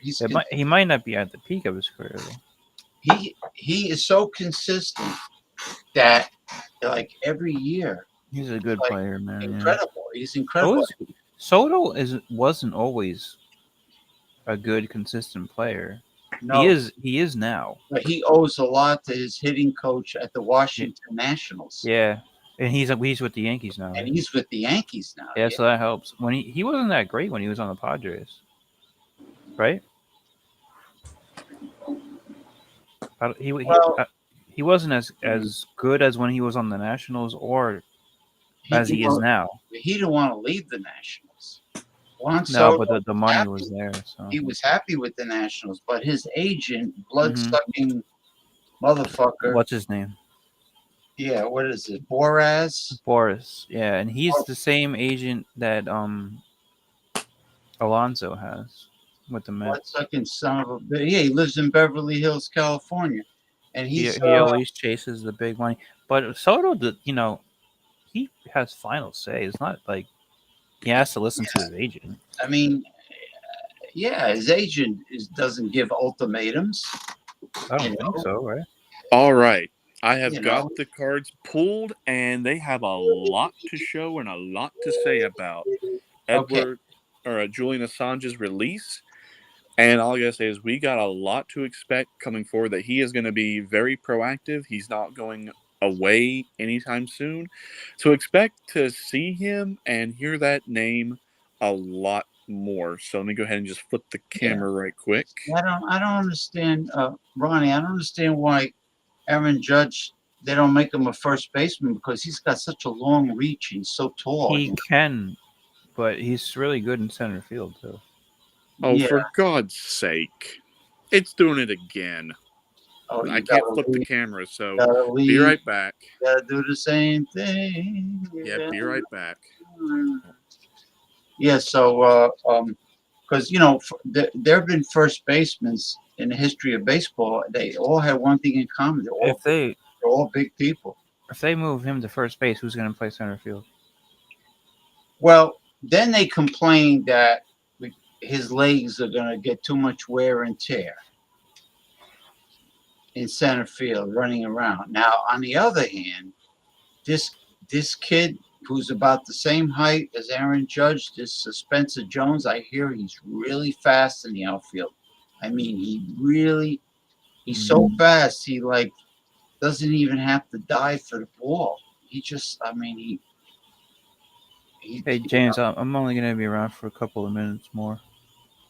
All right. You getting tired? Yeah, it's 12 o'clock.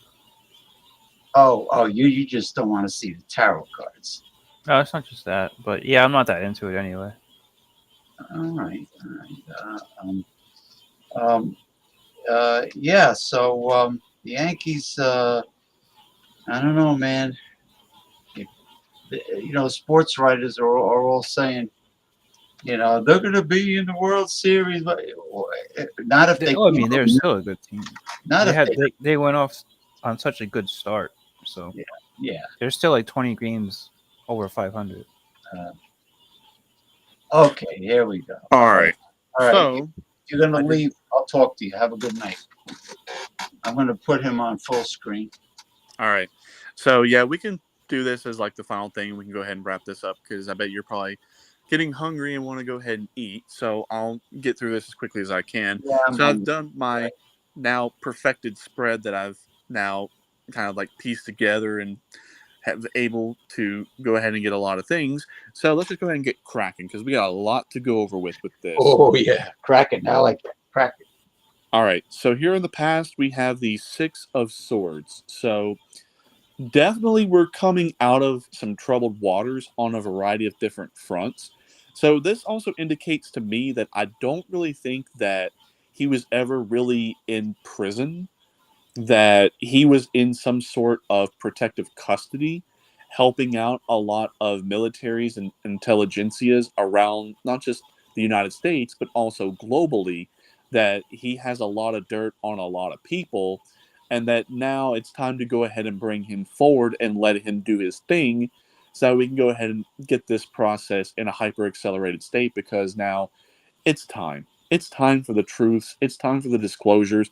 Let's just get this ball rolling. And now he's going to help usher in a lot of truths and disclosures, because most importantly, he's one of the most credible ones out there to release this information. So a lot of information he will be releasing here soon is going to be very, very crazy and really far beyond what we could really think. Like, at this point, lunacy, crazy, insanity, or that just doesn't make sense, throw that out the window, because we have long since left that territory of sanity and logic and rationality. Like, we're not in that territory right now. But anyway, here in the present, we have the Ace of Swords.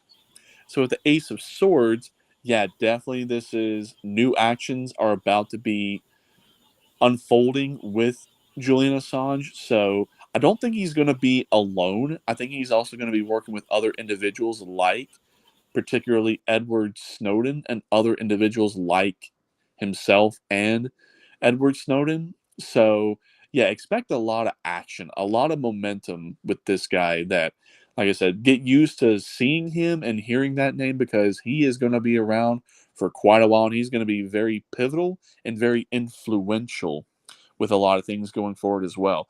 Now, here in the future, we have the Nine of Swords. So the information that he's going to be releasing, it's going to cause a lot of stress, a lot of worry, and a lot of anxiety. But I don't necessarily think that it's going to be for regular people that have not really been involved in a lot of evil and nefarious activities, like what we had talked about in reading the Second Declaration of Independence. That it's going to be for people like them, that it's going to be a pretty shitty time for them for the foreseeable future, because the information he's going to release, it's going to be like, if you never wanted any of your skeletons to come out, and if there was one person who had the keys to the kingdom of skeletons in the closet and the darkest secrets, he's got it, and he is going to release it all.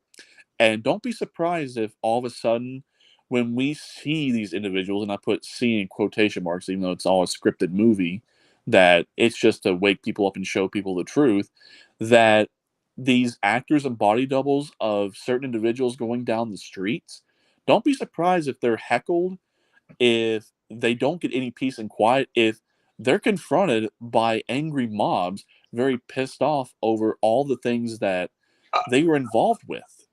So, yeah, it's going to be a pretty shitty time ahead of them, and it's all about accountability and responsibility, and that'll be with the pillars. But lastly, with the outcome, the Queen of Wands. So that he's going to try his best to do it in a very loving and nurturing manner, but there comes a point where you got to just say, you know what? I can't sugarcoat this. I cannot present this in a nice manner. That you just have to be brave and blunt and honest, but still try to do it in like a tough love and try to have some compassion and some empathy. He's going to be able to do it. But again, I don't think he's going to be able to do it super nice. That he might be able to soften it a little bit, but beyond that, expect just the cold, hard truth. Now, let's take a look at the influences here. We have Temperance, the Queen of Swords, the Fool, Justice, and the Hermit.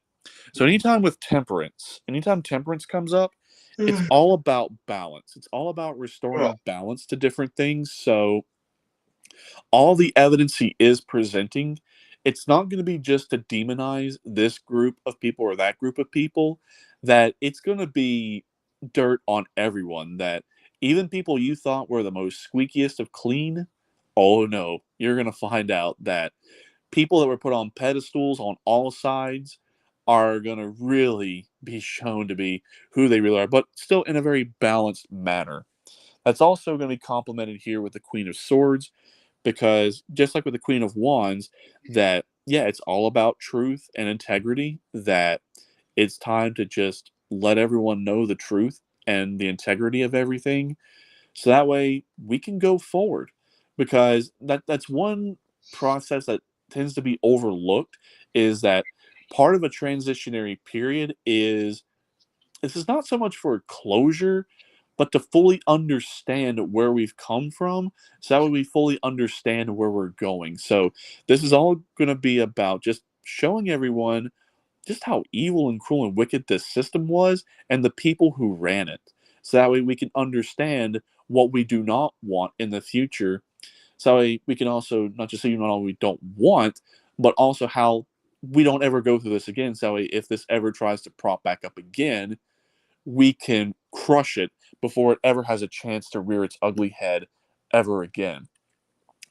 Next influence, the Fool. So, yeah, we're now in a new chartered territory. We're in a new phase of this. I'm just going to go ahead and just call it a war, because this is the war of all wars, that it's a war for humanity's soul and spirit, and ultimately where we're going to go. Like, are we going to pull back from this? Are we going to be able to heal and repair and build something better than what we have? Or are we going to face total destruction and annihilation? Well, it looks like it's already been decided that we have been put into, okay, we're not going to die. The sky is not going to fall. There's not going to be World War III or nuclear war, but we do have to wrap this up. So we're in the beginning phases of the end of this war for humanity. And lastly, before we get to the Hermit, we have Justice.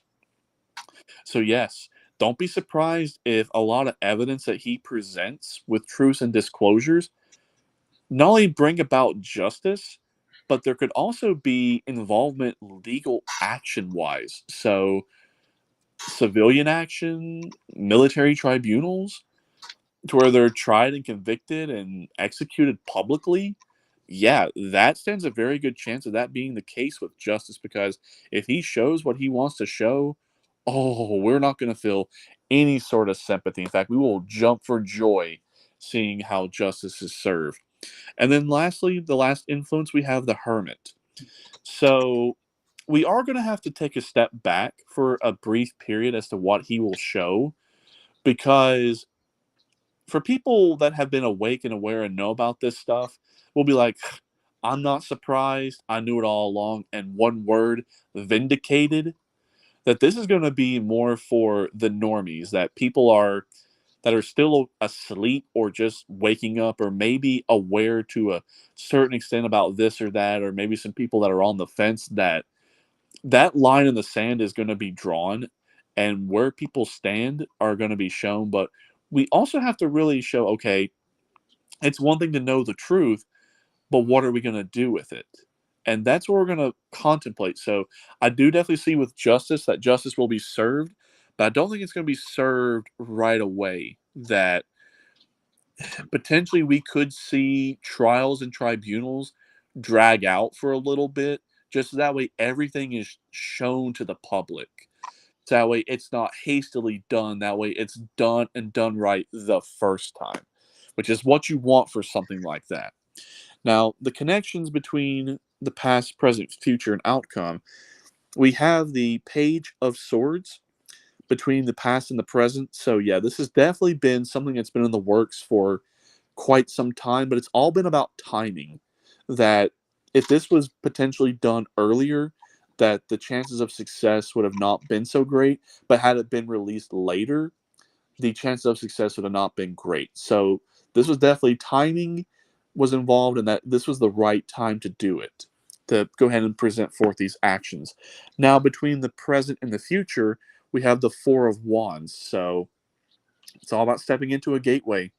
That this is definitely going to be part of the 5D ascension, so that way we can ultimately detach and let go and step through that gateway that we need to go through. We're in the process of still going through the gateway and ascending to 5D, like we're already anchored.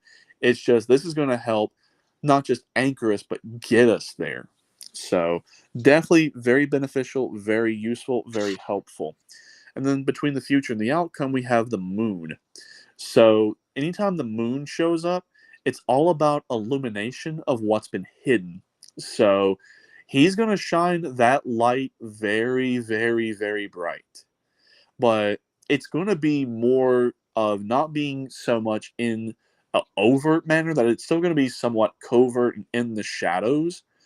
But still, he's going to be very influential, but he's also going to be very protected. So any attempt to try to go after him in any capacity is not going to work. So he's a man on a mission, a dog with a bone, and you best not get anywhere near it unless you're there to help. And then lastly, the pillars, and then the thing that holds up the whole reading. The first pillar, we have the Two of Pentacles. So it's all about juggling, and it's all about how is this going to be able to be effective and efficient to where the truth is still shown, but it doesn't shock everyone's senses to where they go into full-blown panic and are overloaded, overstimulated. And that has been worked out. And I think the plan has all but been set in stone, that there's still some finer details to work out. But again, that really is going to be the big thing, is how can this be done and done right with so many factors at play. So there's a lot of weight on it. But I think he's got it. That it doesn't look like he's going to fold or buckle under any pressure. And then that's also complemented here by the world, that where we got the Fool here with the influences, and here as a pillar, the world, that we have completed a cycle, and that now we're in a beginning. So that's all about timing. Is it had to be done right at this tail end cusp, and at the very cusp of this very beginning, that at the tail end before the beginning wouldn't have worked. Too far into this new beginning just wouldn't have worked. But again, he's going to bring about the end to a lot of things. So the end of the system, the end of these people, it's done. Like, he's going to be the Punisher, and for good reason. But this is also showing here with the Emperor that this was definitely divinely ordained, that this was definitely ordained by Source, the one, God, whatever it is you want to call it. But this was also done by the divine masculine fatherly aspect of the one, that the one allowed so much to unfold and allowed this psyop in this movie to unfold to wake people up. But he now sees that this has gone too far, that potentially if there's any chance to save this, that it has to be done now. So people are putting their foot down, and they're saying enough's enough. We're rolling forward with this. You want to join? Have at it. If not, well, step aside and let men handle it. That now it's time for masculine men to handle this. And then lastly, here on the last pillar, we have the King of Swords. So truth and integrity. Again, it's all about action. It's all about just getting this out there. No bars held. That it's not going to be just talking. It's all going to be just action. So don't expect him to really say a whole lot. Just watch his actions. Watch what he does. What he does is what's going to be super important. And then lastly, holding up the whole reading is the Chariot. So we're at a crossroads. That are we going to try to go back and accept the comforting, disastrous lie? Or is it now time to take the rose-colored shades off and see things as they really are, as the truth and nothing but it? But it's really looking like that was already decided, that now since it's here holding up the whole reading, that the crossroads has already been decided, and we're there. That we have chosen to save humanity, that we have chosen to choose truth and integrity and justice, and that's what's going to happen. So if you're seeing this whenever, congratulations. Or if you're seeing this and hearing this now, congratulations, you made it. So yeah, that looks like that's everything for this reading. Is what can we get in terms of timing with there being a lot of swords with wands, that this is definitely very fast moving. So I would expect to see a lot of stuff here in the coming days and the coming weeks. That it really doesn't look like that there's going to be anything involving months, if not years, that time has already come, that it's going to be in days and weeks. So right now, eyes peeled, ears open, head on a swivel. So yeah, that concludes this reading for what to expect with Julian Assange now being pardoned, released, and now in play. Okay. When I hold on.